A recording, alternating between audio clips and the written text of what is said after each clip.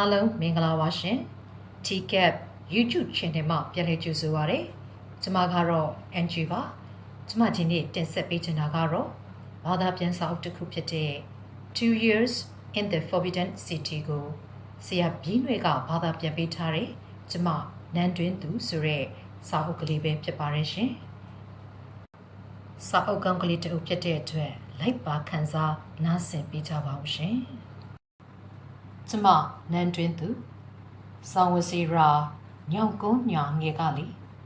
အမရရ1903ခုနှစ်ဇန်နဝါရီလ2ရက်နေ့မှာကျမဖေဖေတရုတ်တန်အမတ်ကြီးအဖြစ်4နှစ်လောက်တာဝန်ထမ်းဆောင်ခဲ့တဲ့ပါရီမြို့တော်ကနေရှန်ဟိုင်းမြို့ကိုကျမတို့ပြန်ထွက်လာပါတယ်ပါရီမြို့ကနေထွက်လာတဲ့ SSNM မိသင်္ဘောပေါ်မှာကျမတို့မိသားစုအပြင်တန်ရုပ်ပထမအတွင်းဝန်ဒုတိယအတွင်းဝန်ပြီးတော့စစ်တမ်းမှုတွေနဲ့သူတို့ရဲ့မိသားစုဝင်တွေစုစုပေါင်း55ယောက်လောက်ပါလာပါတယ်။ရှန်ဟိုင်းကိုကျမတို့ရောက်တော့မိုးကဖြူးဖြူးဖြောက်ဖြောက်ရွာနေတော့ပဲ။ရှန်ဟိုင်းကိုရောက်ချင်းတွေ့ရတဲ့ဒုက္ခကကျမတို့နဲ့ပါလာတဲ့အချွေအရန်တထွေးတအုပ်ကြီးကိုနေရာချဖို့တန်းနဲ့ချီတဲ့အထုပ်ပိုးတွေအတွက်နေရာချဖို့ပါပဲ။အရင်အတွေ့အကြုံရဆိုရင်ကျမတို့ရဲ့မင်းစေတွေကခရီးသွားရင်ဘာမှအားကိုးလို့မရဘူးဆိုတာကျမတို့သိထားပါတယ်။ဒီတော့လူတင်လူချအခက်ခဲကုံတင်ကုံချအခက်ခဲတွေကိုစစ်စစ်သေးချတဲ့မိမိကပဲတာဝန်ယူရပါတယ်။ရှန်ဟိုင်းမြို့လေပြင်သစ်နယ်မြေစိတ်ကမ်းမှာတင်မောဆိုင်တော့ကျမတို့ကိုရှန်ဟိုင်းမြို့သူကြီးရှန်ဟိုင်းတရားသူကြီးနဲ့တခြားတာဝန်ရှိတဲ့သူတွေကဝတ်စုံပြေဝတ်ပြီးလာတွေ့ကြပါတယ်။ရှန်ဟိုင်းမြို့သူကြီးရှန်ဟိုင်းထောက်တိုင်ကကျမတို့မိသားစုခဏတဲဖို့အတွက်ရှန့်ဟိုကောင်းဖျားเจ้าကောင်းကင်ဘရင်မဖျားเจ้าကိုပြင်ဆင်ပေးထားပါတယ်လို့ပြောပါတယ်။ဒါပေမဲ့ဖေဖေကရှန်ဟိုင်းအုပ်ချုပ်ရေးမှူးနဲ့ကန့်လန့်ချက်ကိုညှင်းခဲ့ပြီးပြင်သစ်နယ်မြေထဲမှာရှိတဲ့ဟိုတယ်မှာပဲတဲဖို့ဟောင်ကောင်ကနေတန်ဂျူရိုက်ထားပြီးဖြစ်ကြောင်းပြန်ပြောခဲ့ပါတယ်။ကျမဖေဖေဂျပန်တန်အမတ်ကြီးအဖြစ်တာဝန်ထမ်းဖို့ဂျပန်သွားတဲ့1895ခုနှစ်ထဲမှာကျမတို့မိသားစုဟာဖျားเจ้าမှာပဲတဲခဲ့ပူပါတယ်။ကောင်းကင်ဘရင်မဖျားเจ้าကတော်တော်အိုဟောင်းနေပါပြီ။သူ့ဖြစ်တဲ့သူ့ခါကတော့စက်တရေရှိတဲ့နေရာအရန်လှတဲ့နေရာဖြစ်ခဲ့မှာပါအခုတော့ကျောင်းအိုစရက်အိုကြီးတစ်ခုလိုပါပဲထုံးစံအရာဆိုရင်တရုတ်နန်းတွင်အစစ်မြင့်အရာရှိတွေတမျိုးကနေတမျိုးကူးပြီးဆိုရင်တက်ဆိုင်ရာမြို့ကတရားသူကြီးတွေကစားစရာနေစရာအစစအရာရာဖြည့်ဆည်းပေးရပါတယ်ပြီးတော့သူတို့ရဲ့အကူအညီကိုငြင်းရင်လည်းမကောင်းပါဘူးဒါပေမဲ့ကျမဖေဖေကတော့တက်ဆိုင်ရာအရာရှိတွေရဲ့အကူအညီတိုင်းကိုရင်ရင်ကြီးကြီးနဲ့ပဲညှင်းတက်ပါတယ်ပြင်သစ်ပိုင်နှစ်ထဲက Dutch Colony Hotel ကိုရောက်တော့ဖေဖေကိုနန်းတွင်းကကြီးနှန်းစာနှစ်ဆောင်ကအသင့်ဆောင်နေပါတယ်။အဲ့ဒီတန်ကျိုးစာတွေထဲမှာပီကင်းနေပြီးတော့ကိုချက်ချင်းပြန်လာဖို့နဲ့ဖေဖေကိုနန်းတော်ကညွှန်ကြားထားပါတယ်။ဒါပေမဲ့တီယန်ကျင်းမြို့ကိုရေချောင်းကနေတွားဖို့အတွက်မြစ်ချောင်းရေခဲနေတဲ့အတွက်ဒီခီးစဉ်ကိုစဉ်းစားလို့မဖြစ်ပါဘူး။ဖေဖေကအရွယ်လဲထောက်နေပြီ။ပြီးတော့လေကျမ်းမာရေးကတရှောင်းရှောင်းနဲ့ဆရာဝန်ရဲ့မျက်လုံးထောက်ထောက်အကြည့်ခံနေရတဲ့သူရွှေနန်းတော်ကိုသွားနိုင်တဲ့နောက်လမ်းကြောင်းတစ်ခုကတော့ဟီပီပြည်နယ်ချင်းဟောက်တာမြို့ကတစင်သွားဖို့ပါဒါပေမဲ့ဒီခီးကလည်းဖိဖိကျမ်းမာရေးအသက်အရွယ်နဲ့ဆိုရင်မလွယ်တဲ့ခီးပါဒီတော့အခက်အခဲအမျိုးမျိုးကိုကြည့်ပြီးပိုက်ဟိုမြင့်ရေခဲပျော်ချိန်မှသာပထမဆုံးထွက်လာမဲ့မိသင်္ဘောနဲ့တီယန်ကျင်းကိုလာခဲ့ပါမယ်ဆိုပြီးဖေဖေကတန်ကျိုးပြန်ရိုက်လိုက်ပါတယ်1903ခုနှစ်ဖေဖော်ဝါရီလ22ရက်နေ့မှာကျမတို့မိသားစုရှန်ဟိုင်းကနေစထွက်ခဲ့ပြီး26ရက်နေ့မှာတော့တီယန်ကျင်းကိုရောက်ခဲ့ပါတယ်ထုံးစံအတိုင်းတီယန်ကျင်းစိတ်ကန်းအကောက်ခွန်အရာရှိနဲ့တခြားတာဝန်ရှိတဲ့သူတွေကကျမတို့မိသားစုကိုလာပြီးနှုတ်ဆက်ကြပါတယ်ပြည်ပကနေပြန်လာတဲ့အတွက်တရုတ်နန်းတွင်အရာရှိကြီးတိုင်းတရုတ်ပြည်ကိုပြန်ရောက်ရင်မပြတ်မကွက်လိုက်နာရတဲ့ထုံးစံတစ်ခုရှိပါတယ်။နန်းတွင်အရာရှိကြီးအားလုံးတရုတ်မြေပေါ်ချီချချချင်းအနည်းဆက်ဆုံးပြည်내ဘရင်ခံတွေနဲ့ဆက်သွယ်ပြီးငိမ့်ချမ်းရေးဧကရစ်ကိုဥတိုက်ကြရပါတယ်။ကျမတို့တီယန်ကျင်းကိုရောက်ချင်းမှာပဲအဲ့ဒီတော့ကစီလီပြည်နယ်ယခုဟီပေပြည်နယ်ဘရင်ခံဖြစ်နေတဲ့ယွန်ရှီခိုင်ကဧကရစ်အယူအသေးပြုရေးအစီအစဉ်အတွက်ဖေဖေစီကိုအရာရှိတူလွတ်လိုက်ပါတယ်အစီအစဉ်လုပ်ပြီးတဲ့အချိန်မှာတော့ကျမဖေဖေနဲ့ယွန်ရှီခိုင်ကဝမ်ရှောက်ကောင်းနှစ်တတောင်နန်းတော်မှာအောက်ခြေအရာရှိတွေအားလုံးနဲ့တွေ့ကြရပါတယ်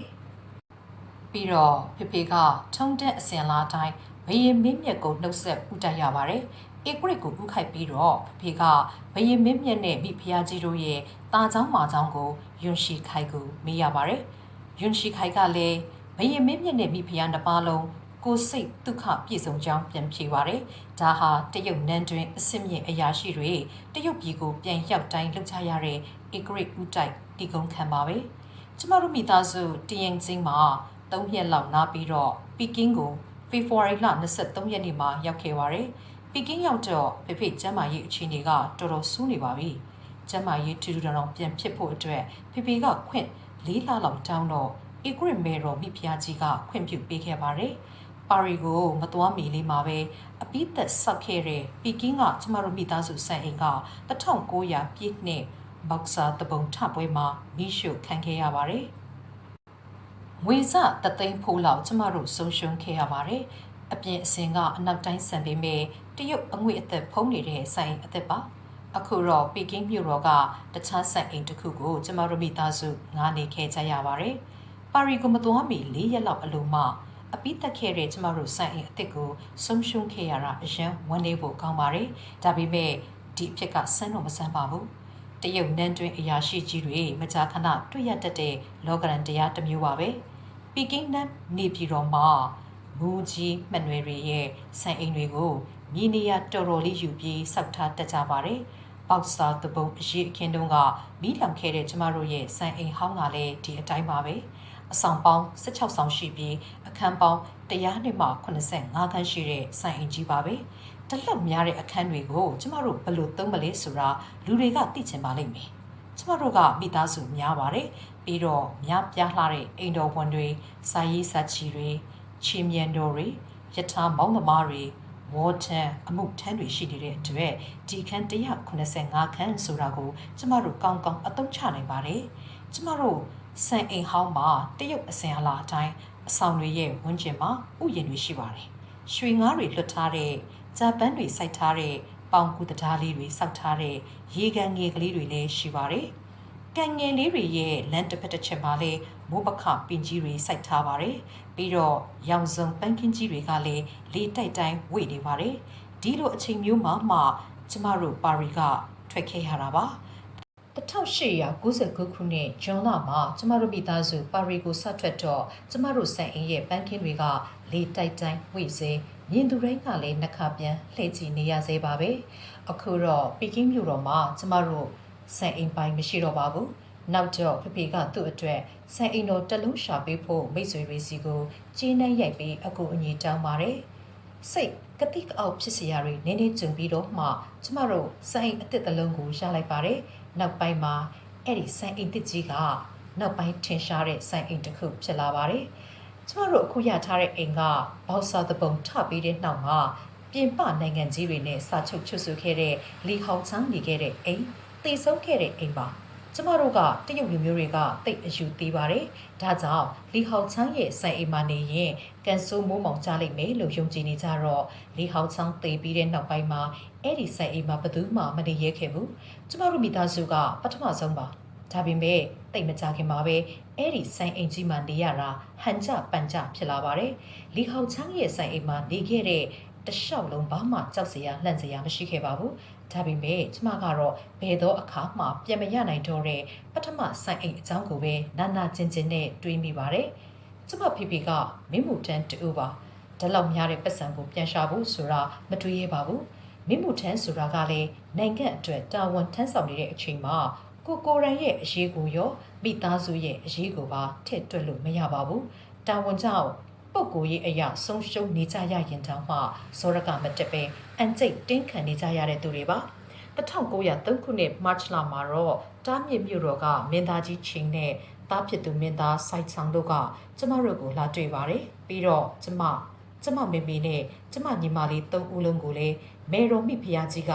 ရှေ့တော်ဝင်စေလိုတယ်လို့ပြောပါတယ်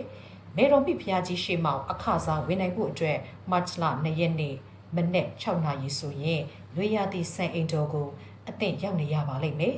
ပြင်သစ်ရောက်နေတဲ့တလျှောက်လုံး တိုင်းတပါဝတ်စုံတွေသာဝတ်နေကြရတဲ့အတွက်မေတော်မိဖျားကြီးရှေ့တော်ဝင်ဖို့မန်ချူရိုးရာဝတ်စုံမရှိသေးဘူးလို့ကျမမေမေကမင်းသားကြီးချင်းကိုပြောခဲ့ပါတယ်။ဒါပေမဲ့မင်းသားကြီးချင်းကတော့မေတော်မိဖျားကြီးကကျမတို့၃ယောက်လုံးကိုဥရောပဟန်နဲ့ပဲမြင်ချင်းတဲ့အတွက်ကိစ္စမရှိပါဘူးလို့ပြောပါတယ်။ပြီးတော့ရွှေနန်းတော်ရဲ့ဝင်ဖို့အတွက်မန်ချူဝတ်စုံလဲဖို့မလိုဘူးလို့မေတော်မိဖျားကြီးကအမိန့်တော်ရှိခဲ့ကြောင်းလည်းမင်းသားကြီးချင်းကပြောပြပါတယ်။ကျမညီမနဲ့ကျမကိုယ်တိုင်ကတော့မေတော်မိဖျားကြီးစီအခစားဝင်တဲ့အခါဘလို့ဝတ်စုံများရွေးဝတ်ရမလဲဆိုတာအတော်စဉ်းစားရချက်နေပါတယ်။ကျမညီမကတော့အပြာရောင်ဖြော့ဖြော့ဂါဝန်ဝတ်ချင်နေပါတယ်။သူကအဲ့ဒီဂါဝန်နဲ့အလိုက်ဆုံးလို့ကျမညီမကထင်ထားပါတယ်။ကျမတို့ညီမနှစ်ဦးခလေးဘဝကလေးကဖေဖေကဝတ်စုံတွေကိုစင်တူပဲချုပ်ပေးတတ်ပါတယ်။ကျမကတော့အနေရောင်ကလေးပါသားဂါဝန်နဲ့သာရှေ့တော်ဝင်ဖို့အစဉ်ပြေဆုံးလို့ထင်ပါတယ်။အတော်ကလေးကြာဆွေးနွေးပြီးတော့ကျမအဆိုအောင်သွားပါတယ်။ကျမတို့ညီအမနှစ်ဦးလုံးမှာငှက်မွေးနဲ့အနားသက်ထားတဲ့အနီရောင်အုတ်ထုပ်တွေအနီရောင်ဖက်နှက်တွေပြီးတော့အဲ့ဓာတွေနဲ့လိုက်ဖက်တဲ့ခြေအိတ်အရှိတွေရှိပါတယ်။ရှေ့တော်ဝင်တဲ့နေ့မှာကျမဘေဘီကတော့အစိမ်းရောင်မိုင်းဂါဝန်ရှည်ဝတ်ခဲ့ပါတယ်။အတော်ကြက်တည်ရှိတဲ့ဂါဝန်ပါပဲ။ပီကင်းနေပြီးတော့မှကျမတို့နေတဲ့အချိန်ကဘဲတော့သွားဝေါ်ရင်တွေနဲ့ပဲသွားကြရပါတယ်။ကျမတို့ဆိုင်အိမ်နဲ့ရွှေနန်းတော်ဆိုရင်တရုတ်လီပေါင်း36လီဝေးပါတယ်။ဝေါ်ရင်နဲ့သွားမယ်ဆိုရင်တော့3နာရီခရီးလောက်ကြာပါတယ်။ဒီတော့လွေရာသီဆန်နန်းတော်ကိုမနေ့6နာရီအရောက်သွားဖို့အတွက်ကျမတို့ရဲ့ဝေါ်ရင်တွေဟာမနေ့3နာရီလောက်ကစပြီးထွက်ရပါတယ်။ဒီခရီးဟာကျမတို့အတွက်ပထမဆုံးရွှေနန်းတော်ခရီးဖြစ်တဲ့အပြင်မင်းသားကြီးချင်းရဲ့စကားတွေကြောင့်ပဲကျမတို့အကြီးအကျယ်စိတ်လှုပ်ရှားနေပါတယ်။ပြီးတော့ကျမတို့ရဲ့ရုပ်ရည်တွေဘယ်လိုရှိမလဲ။အချိန်မီမှရောက်ပါမလား။အဲ့ဓာတွေနဲ့ပတ်သက်ပြီးတော့လေကျမတို့အလိုလိုပဲစိတ်မောနေရပါတယ်။ရွှေနန်းတော်ကြီးစီကိုတစ်ခေါက်ရောက်ဖူးဖို့ကျမတို့စိတ်ကူးရှင်နေခဲ့တာကြာပါပြီ။ဒီအချိန်မတိုင်ခင်အထိကတော့အဲ့ဒီစန္ဒပြေဖို့ကျမအတွက်ဘာအခွင့်အလမ်းမှမရှိခဲ့ပါဘူး။ကျမဘဝရဲ့အချိန်အများစုဟာပီကင်းနေပြီးတော့ရဲ့ပြင်ပဘိုးပီတိတိကျကျပြောရရင်တော့တရုတ်ပြည်မကြီးရဲ့အဝေးမှာကုန်လွန်နေခဲ့ရတာပါ။ပြီးတော့လေဖေဖေက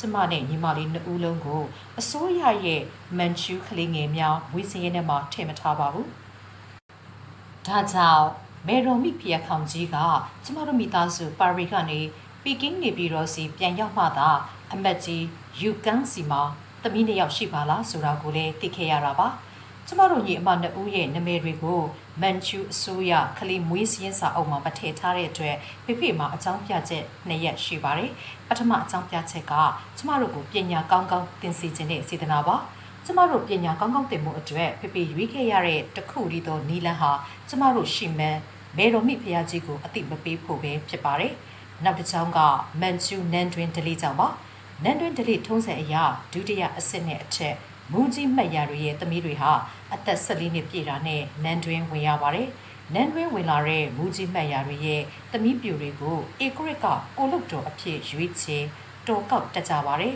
။စီရှိမိဖျားကြီးကိုယ်တိုင်တောင်ရှမ်ဖန်ဧကရရဲ့မိဖုရားငယ်ဘဝကနေဘရင်မေတော်မိဖုရားခေါင်ကြီးဖြစ်လာခဲ့တဲ့သူပါမတ်လ2ရက်နေ့3နာရီလောက်မှာတော့ကျမတို့သားမိတွေဟာ4ယောက်ချမ်းဝေါ်တွေနဲ့ရွှေနန်းတော်ကြီးစီစထွက်ခဲ့ပါတယ်အပြင်မှာတော့ပိမ့်ပိတ်အောင်မောင်းနေသေးပါရွှေနန်းတော်နဲ့ကျမတို့ဆိုင်အကြားခရီးအကွာအဝေးမျိုးအတွက်ဆိုရင်4ယောက်ချမ်းဝေါ်ရင်တစ်ခုစီအတွက်အရန်အထက်သမား2ဦးလိုပါတယ်ဒီတော့ဝေါ်ရင်တစ်စီးစီအတွက်အထက်သမားကောင်းအဖြစ်ပါလာတဲ့အပေါ်ထမ်းသမားတွေကိုထက်မတွက်ရင်ပဲဝေါ်ရင်3စီးအတွက်အထက်သမား24ဦးပါရပါတယ်ပြီးတော့မြင်းစီစစ်အရာရှိ3ဦးနဲ့သူတို့ရဲ့မြင်းစည်းအစီခံတွေအထက်သမားတွေကအနားယူစီးနှင်းဖို့အတွက်တရုတ်မြင်းလဲတွေလည်းပါသေးတယ်။ဆိုရရင်ကျမဝေါ်ရန်ကြီးကအမျိုးသား45ဦးမြင်း9စီးနဲ့လဲ3စီးပါတဲ့စီတန်းလှည့်လည်ပွဲကြီးတစ်ခုနဲ့တူနေပါတယ်။လမ်းတစ်လျှောက်ဂျိုင်တွေကမူတွေကိုတတိထားဖို့အထက်သမားအချင်းချင်းရှေ့နောက်အော်ခေါ်တတိပေးတဲ့တွေအချက်ကြကြမြင်းခွာတဲ့တွေနဲ့အတူကျမတို့ရဲ့ဝေါ်ရင်တန်းဟာအမောင်တူတွေကိုတရွေ့ရွေ့တိုးဝင်နေပါတယ်။ဝေါ်နဲ့ခရီးသွားရတာမလွယ်ပါဘူး။ဝေါ်ကလထိုင်တွေဟာခါရမ်းတက်တဲ့အတွက်ခရီးတစ်လျှောက်လုံးတောင့်မှတ်ကြောက်ရွံ့ကြီးတွေလိုလိုက်ခဲ့ရတာပါ။ခ ကြီးကရှည်လုံးနေတော့ရွှေနန်းတော်မှုတ်ဝရောက်ချိန်မှာကျမအတော်ကလေးကိုပင်ပန်းနေပါပြီရွှေနန်းစီတို့ပီကင်းနေပြည်တော်ရဲ့တားမြစ်မြို့တော်မြို့တကားဝကိုကျမတို့သားအမိရောက်ရှိချိန်မှာကျမတို့ရဲ့ပီကင်းစံအိမ်နဲ့မေတော်မိဖျက်ခေါင်ကြီးရဲ့နွေရာသီစံနန်းတော်တို့ရဲ့အကြားခရီးစဉ်ဟာထက်ဝက်ကျိုးခဲ့ပါပြီမြို့တကားတွေအားလုံးကိုကျမတို့ဘောရင်တန်းကြီးဖြတ်တန်းနိုင်ဖို့အတွက်ဖွင့်ပေးခဲ့ပါတယ်ကျမတို့အတွက်တကယ့်ကိုအံ့ဩစရာပါဘာလို့လဲဆိုတော့တားမြစ်မြို့တော်ရဲ့မြို့ဝင်ပေါက်အားလုံးကိုည9 နာရီဆိုအားလုံးပိတ်ပြီးအထူးအခမ်းအနားတွေအတွက်ကတပားနေထွက်ချိန်မှသာဖွင့်ပေးတတ်လို့ပါနန်းတော်ခေတ်တကားတွေဘာကြောင့်ဖွင့်ထားတာလဲလို့မြို့ဆောင်တွေကိုကျမတို့ဆက်စုကြည့်တော့ကျမတို့ဝေါ်ရန်ဖြတ်တန်းဖို့အထက်ကအမိန့်အတိုင်းဖွင့်ပေးထားရတာပါလို့ပြန်ဖြေကြပါတယ်မြို့တကားတစ်ဖက်တစ်ချက်မှာတန်းစီရက်နေကြတဲ့မြို့ဆောင်တာဝန်ကျတပ်သားတွေဟာဝတ်စုံပြည့်ဝတ်စားထားကြပြီးကျမတို့မြို့တကားကိုဖျက်နေချိန်မှာတော့အယူအသေးပြုခဲ့ကြပါတယ်ကျမတို့ဝေါ်ကြီးမြို့တကားကိုဖျက်လာချိန်မှာတော့ပတ်ဝန်းကျင်တစ်ခုလုံးမောင်းအတိဖုံးနေတော့ပါပဲမြို့တကားကိုဖျက်နေစဉ်မှာကျမဟာနုနုငငယ်ဘဝရဲ့အတွေ့အကြုံတွေကိုပြန်ပြောင်းတွေးမိနေပါတယ်ဒါပေမဲ့ကျမကြုံဖူးသမျှအတွေ့အကြုံတိုင်းဟာအခုရွှေနန်းတော်ခရီးအတွေ့အကြုံလောက်မထူးဆန်းပါဘူးခရီးတစ်လျှောက်လုံးမှာမေတော်မိဖုရားကြီးရဲ့ရုပ်သွင်းကိုကျမစိတ်မှန်းနဲ့ပုံဖော်နေခဲ့ပါတယ်ပြီးတော့မေတော်မိဖုရားကြီးကျမကိုတွေ့ရင်သဘောကျမှကြပါမလားဆိုတာကိုလည်းတွေးပြီးကျမရင်တဖို့ဖို့ဖြစ်နေပါတယ်ရွှေနန်းတော်ထဲမှာကျမတို့မိသားစုခဏနေရအောင်မယ်လို့မင်းသားကြီးချင်းကပြောဖူးပါတယ်ဒီလိုသာနေခွင့်ရမယ်ဆိုရင်တရုတ်နိုင်ငံပြုတ်ပြင်ပြောင်းလဲဖို့ဘရင်မေတော်ကြီးကိုစီယုံနိုင်မှာပဲလို့ကျမတွေးနေမိပါတယ်အဲ့ဒီအတွေးတွေနဲ့ကျမပြောလာပါတယ်ပြီးတော့ကျမဆုံးဖြတ်ချက်တစ်ခုခိုင်ခိုင်မာမာချလိုက်တယ်ရွှေနန်းတော်ကြီးမှာနေခွင့်ရခဲ့ရင်တရုတ်ပြည်ကြီးခင်မိဖို့မေတော်မိဖုရားကြီးအကျိုးရှိဖို့ကျမတတ်နိုင်တဲ့လောက်ကြိုးစားပါတော့မယ်ဒီလိုနဲ့ဟိုဟိုတီတီတွေးတောနေတော့မှာပဲမိုးကုတ်ဆက်ဝိုင်းမှာအနေရောင်ပြပြလှင်းရောင်ပေါ်ထွက်လာပါတယ်ပြည့်စုံတဲ့နေ့တစ်နေ့ရောက်လာတော့မယ်ဆိုတဲ့အတိတ်နမိတ်ပေါ့အာယုံပြုတ်လာတာနဲ့အမျှဘေးဘီဝဲရာမြင်ကွင်းတွေကိုကျမတို့ရှင်းရှင်းလင်းလင်းတွေ့လာရပါပြီရွှေနန်းတော်နဲ့နီးလာတဲ့အချိန်မှာတော့ကျမတို့ဟာနန်းတော်ကိုပတ်ပတ်လဲဝန်းရံထားတဲ့မြို့ရိုးနေနေကြီးကိုနှိမ်တခါမြင့်တလဲတွေ့နေရပါပြီမြို့ရိုးမျိုးစင်တွေနဲ့အဆောက်အအုံတွေအားလုံးကိုအဝါရောင်နဲ့အစိမ်းရောင်အုပ်ချွတ်ပြားတွေမိုးထားတဲ့အတွက်နှစ်သက်အလင်းရောင်ကြီးအောက်ကခန်းနားလှတဲ့ပကြီးကားတစ်ချက်ကိုကြည့်နေရတယ်လို့ပါပဲကျမတို့ဝေါ်ရန်ဟာညံတော်အမျိုးမျိုးပုံစံအမျိုးမျိုးဇေဒီပထိုးတွေကိုဖျက်ကျော်ပြီးတော့နွေရာသီစံနန်းတော်ဂိတ်တကားနဲ့လေးလီလောက်သာကွာတော့တဲ့ရွာလေးတစ်ရွာကိုရောက်ရှိခဲ့ပါတယ်နွေရာသီစံနန်းတော်စီရောက်ဖို့တိတ်မသွားရတော့ဘူးလို့လဲကျမတို့ကိုခြံရံလိုက်ပါလာတဲ့နန်းတွင်းအရာရှိတွေကပြောပါတယ်ဘယ်တော့မှမရောက်တော့မဲ့ခရီးလို့စိတ်ထဲတွေးထားတဲ့ကျမအတွက်ကတော့တကယ်မင်္ဂလာသတင်းပါပဲရှာဟိုင်းဆိုတဲ့အဲ့ဒီရွာကလေးဟာအုတ်ညက်တစ်ထက်အင်္ဂလိပ်တွေနဲ့အရန်တက်တဲ့ရွာကလေးပါကျမတို့ဝေါ်ရန်ရွာကိုတက်တဲ့အချိန်ဝိုင်းကြည့်နေကြတဲ့ခလေးတွေထဲကကလေးတူကတခြားတူကိုပြောလိုက်တဲ့ကျမကြားလိုက်ရပါတယ်ဒီတခင်မကြီးတွေကဘယင်မကြီးလို့ဖို့နန်းတော်စီတွားနေကြတာကွာထိုစကားကြောင့်ကျမအတော့ကိုစိတ်လှုပ်ရှားခဲ့ပါတယ်ရှန်ဟိုင်းကထွက်လာပြီးဘယ်လောက်မှမကြခင်မှာတော့ပိုင်လော်မှုတ်ဦးစီကိုကျမတို့ရောက်လာပါတယ်ပိုင်လော်မှုတ်ဦးဟာအင်မတန်မှလှပတဲ့တရုတ်ရှေဟောင်းဘီသူကလှည့်ရာအနုအကြွပန်းစစ်လက်ရပါ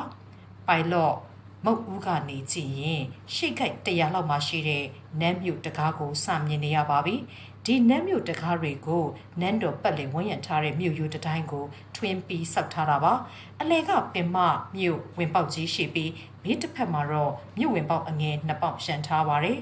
အလဲမြို့ပေါက်ကြီးကတော့မင်းဆိုးရာစာမူးကြီးမှတ်ရာတွေနန်းထဲအဝင်အထွက်လုံမှသာဖွင့်ပေးပါတယ်ကျမတို့ရဲ့ဝေါ်ဒန်ကြီးဟာဖွင့်ထားတဲ့လက်ဝဲဖက်အဝင်ပေါက်ရှေ့မှာရပ်သွားပါတယ်ဒီမြို့ဝင်ပေါက်တွေရဲ့အပြင်ဖက်ဂိုက်900လောက်အကွာမှာတော့မြို့ဆောင်တပ်သားတွေနေတဲ့အဆောက်အအုံနှလုံးကိုတွေ့ရပါတယ်လက်ဝဲတကားဝါကိုရောက်တော့စိတ်လှုပ်ရှားနေတဲ့ပုံစံမျိုးအချင်းချင်းစကားပြောနေကြတဲ့နန်းတွင်အမှုထမ်းအများပြားကိုလည်းတွေ့လိုက်ရပါတယ်သူတို့ထဲကတချို့ကလာပြီဟေ့လာပြီဟေ့လို့အော်ပြီးမြို့တကားစီကိုအပြေးအလွှာရောက်လာကြပါတယ်ဝ ဝေါ်ပေါ်ကနေကျမတို့ဆင်းလိုက်ချိန်မှာစတုထအဆင့်မိမဆိုးနှစ်ဦးကလာတွေ့နှုတ်ဆက်ပါတယ်နန်းတွင်းမှာဆိုရင်စတုထအဆင့်မိမဆိုးတွေကစီချွမ်းပြည်နယ်မှာတွေ့ရတဲ့ Mets လို့ခေါ်တဲ့ညက်တစ်မျိုးရဲ့ညက်တောင်မွေးတက်ဆင်ခွင့်ရပါတယ်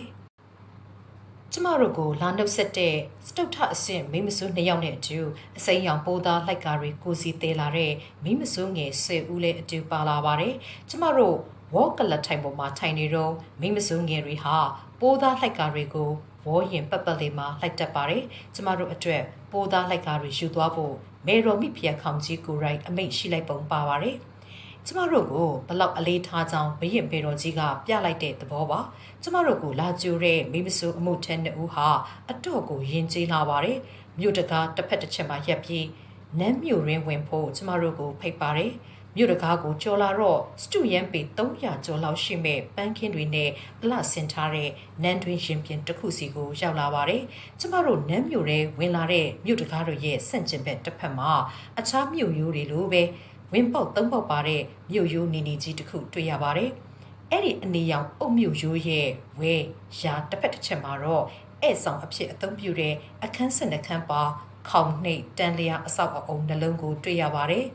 မင်းဝင်းထဲမှာတော့ယာရုအဆင့်အမျိုးမျိုးအဆောင်အယောင်အမျိုးမျိုးနဲ့နန်းတွင်အမှုထမ်းတွေပြားပန်းခတ်မြအလုပ်ရှုံနေကြတယ်။ဒါပေမဲ့မန်ချူနန်းတွင်ထုံးစံအရာအလုပ်မရှိအလုပ်ရှာချစ်တီကောင်းတန်းရှာနေကြတာမျိုးပါ။ကျမတို့ဝေါ်ရင်တန်းမင်းရင်ပြင်ကိုဖြတ်တော့သူတို့ကမတ်တရက်စူးစမ်းကြည့်နေကြပါတယ်။ကျမတို့ကိုလမ်းပြခေါ်ဆောင်လာတဲ့မိမဆိုးနှစ်ဦးကကျမတို့သားအမိကိုဧည့်ဆောင်တစ်ဆောင်မှာနေရာချပေးပါတယ်။ကျမတို့ရောက်နေတဲ့ဧည့်ဆောင်ကစတူယန်ပေ20လောက်ပဲကျေပါတယ်။တန်မန်လောက်ပဲပြင်ဆင်ထားပြီးအနီရောင်ထိုင်ခုံတွေပါတဲ့တစ်နှစ်သားကလထိုင်တွေချထားပါတယ်။ဗရင်ပေါက်3ပေါက်ကိုပိုးသားလိုက်ကာတွေနဲ့တတ်ထားပါတယ်။ဒါပေမဲ့ဧည့်ဆောင်မှာနားနေတော့9မိနစ်ကြော်ပဲရှိမယ်ထင်တယ်။စစ်တရေရှိရှိဖွစားထားတဲ့မိမစိုးတူအခန်းထဲဝင်လာပါတယ်။ပြီးတော့အမတ်ကြီးကတော်နဲ့သမီးနှစ်ဦးနွေရာသီဆန်နန်းအရှိဆောင်မှာခဏစောင့်နေရမယ်လို့မေတော်မိဖုရားကြီးကအမိန့်ချလိုက်တယ်လို့ပြောပါတယ်။နောက်ဝင်လာတဲ့မိမစိုးကမေတော်မိဖုရားကြီးရဲ့အမိန့်ကိုဖတ်ကြားနေတော့မှကျမတို့နဲ့လှိုက်လာတဲ့စတုထအဆင့်မိမစိုး2ယောက်ကကျမ်းပြင်ပေါ်မှာဒူးတုပ်ဝတ်ပြီးအမိန့်ကိုနာခံနေပါတယ်။မန်ချူနန်းတွင်မှာမေတော်မိဖုရားကြီးရဲ့အမိန့်ကိုနန်းတွင်အမိန့်တော်နန်းတွင်ညွှန်ကြားချက်အဖြစ်သတ်မှတ်ထားပါတယ်။မေတော်ကြီးရဲ့အမိန့်ကိုပြန်ကြားနေတော့မှနန်းတွင်အမှုထမ်းအားလုံးဟာမေတော်ကြီးအရှိရောက်နေတယ်လို့ပဲကျမ်းပြင်မှာဒူးတုပ်ပြီးအမိန့်ကိုနာခံကြရပါတယ်။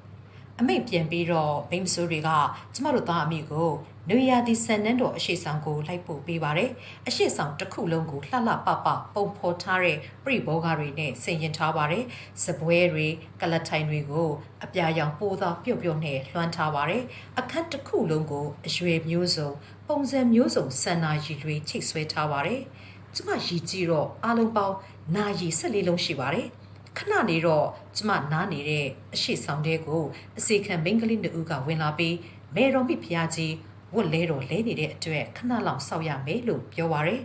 ရှင်ဘရင်တစ်ခါထွက်ပဲကြီးတလေချက်ဆိုတဲ့စကားကအယမ်းမှန်ပါတယ်အစီခံမင်းကလေးတွေပြောတဲ့မေတော်မိဖုရားကြီးဝတ်လဲတော်လဲတဲ့အချိန်ခဏဆိုတာကနန္နာရီခွဲတိတိကြပါရယ်ဒါပေမဲ့ဒီကိစ္စတွေဟာတရုတ်ပြည်မှာအထူးအဆန်းမဟုတ်လို့ကျမတို့ဘယ်လို့မှမခံစားခဲ့ရပါဘူး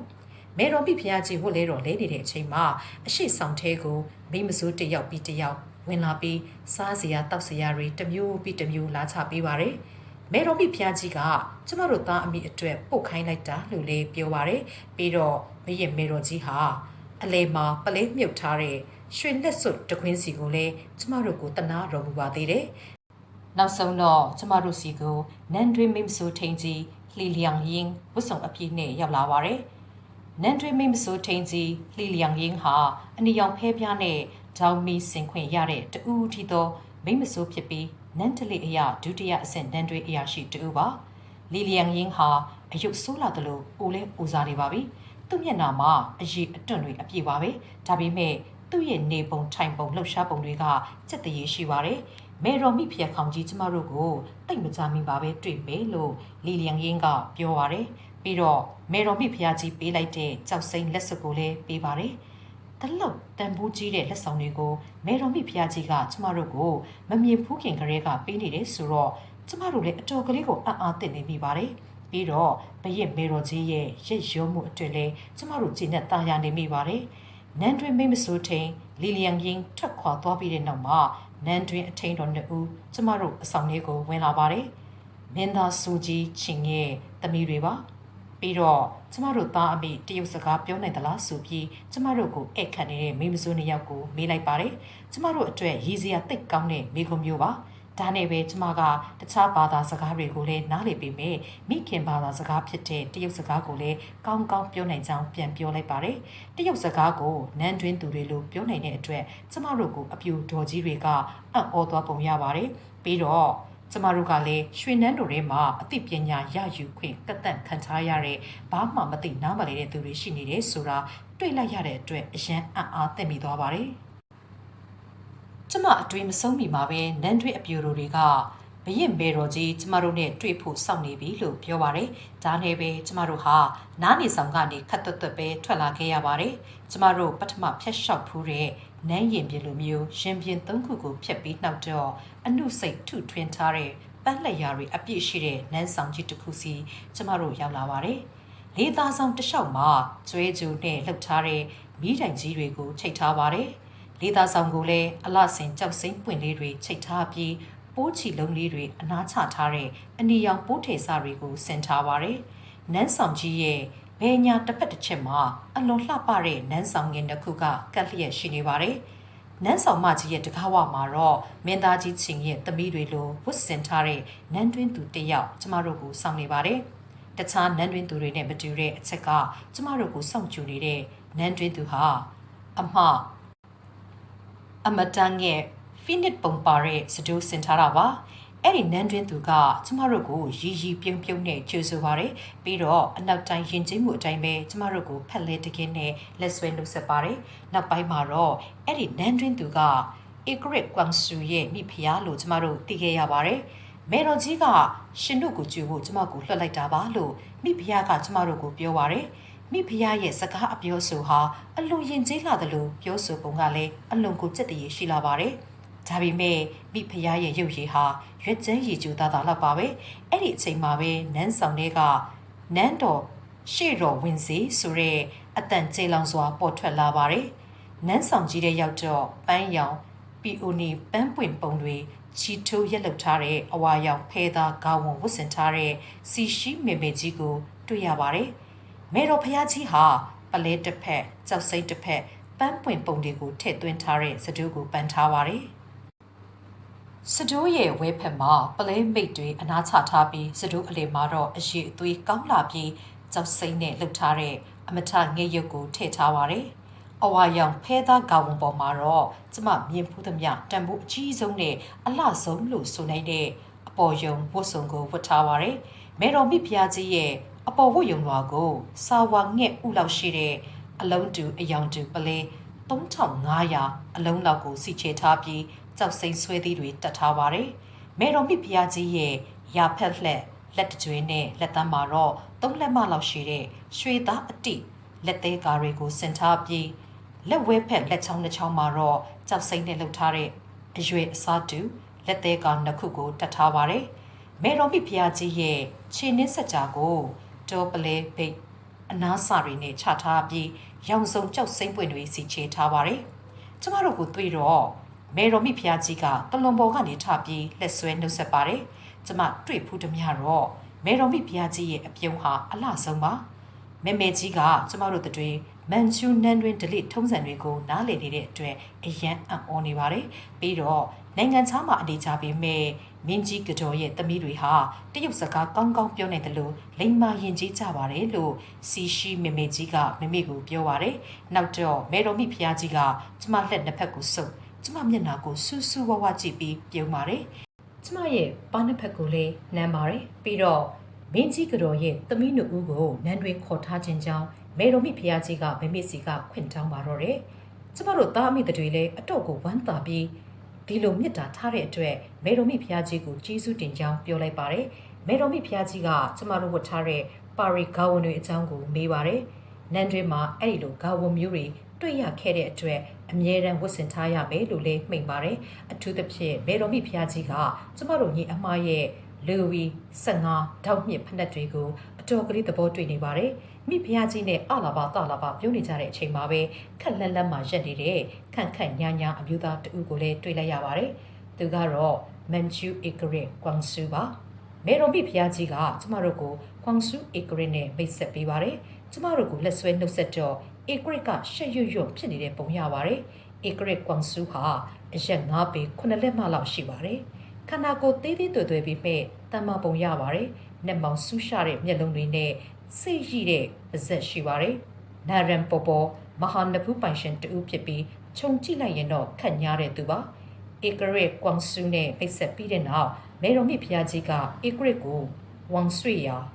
အနှစ်1000ပိုင်ရှင်လို့သာခေါ်ရမယ်ဖြစ်ကြောင်းကျမတို့ကိုမှာပါတယ်။ပြီးတော့သူ့ကိုလည်းလော်ဆုဆောင်မမေကြီးလို့ခေါ်ရမယ်လို့လည်းပြောပါတယ်အဲ့ဒီအချိန်မှာပဲနန်းတွင်မိမ့်မဆိုးထင်းကြီးကဝင်လာပါတယ်ပြီးတော့စကြင်ကြောက်သားကျမ်းပြေပေါ်မှာဒူးထောက်ပြီးဝေါကလထိုင်တော်အသင့်ရှိပြီဖြစ်ကြောင်းရှောက်ထားပါတယ်အဲ့ဒီနောက်မှာတော့မေတော်မိဖုရားကြီးကကျမတို့သားအမိကိုအရှိဆောင်ကနေ2မိနစ်သားလောက်ရှောက်ရမယ်ညီလာခံခမ်းမဆောင်ကိုလိုက်ခဲ့ဖို့ခေါ်ပါတယ်ညီလာခံခမ်းမဆောင်ထဲမှာမေတော်မိဖုရားကြီးဟာနန်းတွင်အမှုထမ်းဌာနအကြီးအကဲတွေနဲ့တွေ့ဆုံပါရာသီဥတုကတော်တော်ကလေးတာရပါတယ်အရှိနန်းဆောင်ရှိမှာတော့မေမေကြီးရဲ့ဝေါ်စင်ကအသင့်ဆောင်နေပါတယ်မေမေကြီးရဲ့ဝေါ်ရင်ကိုအသွင်အပြည့်စမ်းစုံနန်းတွင်ဝတ်စုံတွေဝတ်ဆင်ထားတဲ့မိမဆိုး၈ယောက်ကထိုင်ရပါတယ်နန်းတွင်မိမဆိုးထိန်နဲ့ဒုတိယမိမဆိုးထိန်တို့ကဝေါ်စင်ရဲ့ဘဲညာတစ်ဖက်တစ်ချက်ကနေလိုက်ရပါတယ်ပြီးတော့ပြင်စမအဆင့်မိမဆိုး၄ဦးနဲ့စထမအဆင့်မိမဆိုး12ဦးတို့ကဝေါ်စင်ရဲ့အရှိနောက်ကိုရန်ပြီးလိုက်လာရပါတယ်မိမဆိုးတွေအားလုံးကမေတော်မိဖုရားကြီးရဲ့ဝတ်လဲတော်တွေဖက်နှက်တွေလက်ကင်ပဝါတွေဘီးနဲ့မျက်နှာချီဘူးတွေပြီးတော့ကြေးမုံအရွယ်အမျိုးမျိုးတွေကိုတည်လာပါတယ်နောက်ဆုံးမိမဆိုးတူကအဝါရောင်ဖဲသားစလွှမ်းထားတဲ့ခွေးချေခုံငယ်တစ်ခုံကိုတည်လာပါတယ်ပြီးတော့လက်ထဲမှာတစ်ခုမဟုတ်တစ်ခုတည်ထားကြတဲ့အသက်ကြီးကြီးလက်သုံးတော်အမျိုးသမီး2ဦးနဲ့အမျိုးသမီးငယ်လေး4ဦးတို့ကလည်းလိုက်ပါလာကြပါတယ်ဘရင်မေတော်ကြီးညီလာခံခရီးဟာအမျိုးသမီးအလှပြင်ခန်းကြီးခြေတော့ပေါက်ပြီးလမ်းလျှောက်ထွက်လာတယ်လို့ပါပဲဒါတွေမကသေးပါဘူးမေတော်မိဖုရားကြီးညီလာခံခရီးမှာဧကရစ်ကွမ်ဆူနဲ့မိဖုရားကြီးအပြင်နန်းတွင်းသူတွေကလည်းဝေါ်စင်ကိုခြံရံလိုက်ပါလာကြပါတယ်နန်းတွင်းညီလာခံခမ်းမကြီးဟာအလျားပေ200လောက်ရှိပြီးအကျယ်ပေ150လောက်ရှိပါတယ်မေတော်မိဖုရားကြီးဟာဝေါ်စင်ရက်ရက်ချင်းမှာပဲညီလာခံခမ်းမတွေကိုဝင်သွားပါတယ်ပြီးတော့ခမ်းမဆောင်ရဲ့လက်ဝဲဖက်မှာရှိပြီးအဝါရောင်ဖဲသားစဖုံးထားတဲ့စပွဲနောက်ကတလွန်တော်မှာနေရာယူပါတယ်။မေမေကြီးများရဲ့တလွန်တော်ဘေးမှာတော့ဧကရစ်ကွမ်ဆူကနေရာယူပါတယ်။မေတော်မိဖုရားကြီးနဲ့ဧကရစ်တို့ရဲ့အရှိဖက်ညီလာခံကျမ်းပြေပေါ်မှာမူကြီးမှတ်ကြီးတွေကဒူးတုတ်ခစားနေကြပါတယ်။ညီလာခံခမ်းမကြီးနောက်ပိုင်းမှာတော့ပေ20လောက်ရှိပြီး18ပေလောက်ကျဲတဲ့မင်းစင်ရှိပါတယ်။2ပေလောက်မြင့်တဲ့စင်မြင့်ရဲ့ဒူးဖုံပတ်ပတ်လေးမှာပန်းခွေပန်းလှိတ်လှလှပပထွင်းထုပုံဖော်ထားပါတယ်။အဲ့ဒီညီလာခံစင်မြစ်ပေါ်ကိုဖြတ်တက်ဖို့လူတူသွားနိုင်လောက်ရုံလမ်းပေါက်2ခုရှိပါတယ်။ခြေလမ်း6လမ်းလောက်နဲ့တွင်ကိုအဲ့ဒီစင်မြစ်လမ်းပေါက်တွေစီကိုရောက်ပါတယ်။အဲ့ဒီစင်မြစ်ရဲ့အလဲတဲ့တဲ့မှာမိဖုရားကြီးရဲ့တလွန်တော်ရှိပါတယ်။တလွန်ရဲ့အနောက်မှာကျမမြင်ဖူးသမျှအလှဆုံးလို့ဆိုနိုင်တဲ့10ပေလောက်မြင့်ပြီးပေ20လောက်ရှိမဲ့တစ်သားပန်းစစ်လက်ရအနောက်ခံလိုက်ကပြားကြီးရှိပါတယ်။မေတော်မိဖုရားကြီးရဲ့တလွန်တော်ရှိမှာတော့စပွဲရှိတစ်လုံးရှိပြီးအဲ့ဒီစပွဲဘေးမှာဧကရစ်ကွမ်ဆူရဲ့ပလင်ရှိပါတယ်။တလွန်တော်ပေါ်မတက်မီမှာမိဖုရားခေါင်ကြီးကကျမတို့ကိုမိဖုရားနန်းတွင်းသူတို့နဲ့အတူလိုက်ကပြားအနောက်ဘက်မှာနေကြဖို့အမိန့်တော်ရှိပါတယ်။အဲ့ဒီပန်းလိုက်ကအနောက်မှာရောက်နေပြီမဲ့ကျမတို့ဟာမေတော်မိဖုရားကြီးနဲ့မူကြီးမှတ်ရာတွေဆွေးနွေးနေကြတဲ့အတန်ကိုအတိုင်းသားကြားနေရပါတယ်။ကျမအတွက်ကတော့အဖိုးတန်အတွေ့အကြုံတစ်ခုပါနန်းတွင်ဇက်ပွဲဒီနေ့ကတော့ကျမအတွက်မေ့မရနိုင်တဲ့အတွေ့အကြုံတွေအများကြီးရခဲ့တဲ့နေ့ပါနိုင်ငံရဲ့ခြားအတွေ့အကြုံနဲ့ဒလိထုံးစံတွေနဲ့ကဘာချာဝေးနေကြတဲ့နန်းတွင်အပြူတော်တွေကြားထဲမှာကျမကအထူးအရေးပေးခံထားရတဲ့သူတစ်ယောက်ဖြစ်ခဲ့ရပါတယ်နန်းတွင်သူတွေရဲ့မိကွန်းကိုကျမလှက်မလည်နိုင်အောင်ပဲဖြေနေရပါတယ်နောက်တော့ကျမတခုသိလာပါတယ်မန်ချူနန်းတွင်းကအပြူတော်တွေဟာဆိုတာလေတခြားအရက်သူတွေလိုဆက်စုတက်တဲ့အတင်းအဖျင်းပြောဆိုတက်ကြတဲ့တဘာဝမျိုးရှိနေပါလားဆိုတာကိုပါမင်းသားကြီးချင်းရဲ့ စတုထသမီးတော်ကငငယ်ရွယ်ရွယ်နဲ့မုတ်ဆိုးမှဖြစ်ခဲ့ရပေမဲ့ထူးထူးခြားခြားလှတဲ့သူပါဥရောပမှာကြီးပြီးဥရောပမှာပဲပညာသင်ခဲ့တာလားလို့မင်းသားကြီးချင်းရဲ့သမီးတော်ကကျမကိုမေးပါတယ်ပြီးတော့ဥရောပကိုရောက်သွားတဲ့သူတွေကအဲ့ဒီကရေကိုတောက်မိရင်ကိုမိခင်နိုင်ငံကိုခဏလေးနဲ့မိသွားကြတယ်လို့ကြားဖူးကြောင်းလည်းကျမကိုပြောပါတယ်ဒီတော့ကျမမင်းသားကြီးချင်းရဲ့သားမင်းသားဆိုင်ဆန်လိုင်တန်ကိုအသွားပါရီမြို့တော်မှာကျမတို့နဲ့တွေ့ဆုံဖူးခဲ့ကြောင်းကျမကပြောပြပါတယ်အဲ့ဒီတုန်းကမင်းသားဆိုင်ဆန်ဟာအင်္ဂလန်က Edward ဘုရင်မြင့်မြတ်နန်းတက်ပွဲကိုလည်းသွားတက်တာပါအဲ့ဒီပွဲကိုကျမဖိဖိတက်ရမှာဖြစ်ပေမဲ့ပါရီမှာယူနန်ပြည်နယ်ကိစ္စတွေရှင်းစရာရှိလို့လွဲခဲ့ရပါတယ်အဲ့ဒီအကြောင်းတွေကိုကျမကပြန်ပြောပြတော့အင်္ဂလန်ဘုရင်မှာ အင်္ဂလန်မှာဘုရင်ရှိလားဆိုပြီးစတုထသမီးတော်ကတအံ့တော်မေးပါတယ်ပြီးတော့ဘယ်တော်မိဖျက်ခေါင်ကြီးကသာလောကအရှင်လို့ထင်ထားတာလို့ပြောပါတယ်ကျမကိုနန်းတွင်းသူတွေကမိကွန်းပေါင်းစုံမေးနေကြတဲ့အချိန်မှာဧကရစ်ကွမ်ဆူရဲ့မိဖုရားပါနောက်ဆုံးမှာစကားဝိုင်းတွေပါလာပါတယ်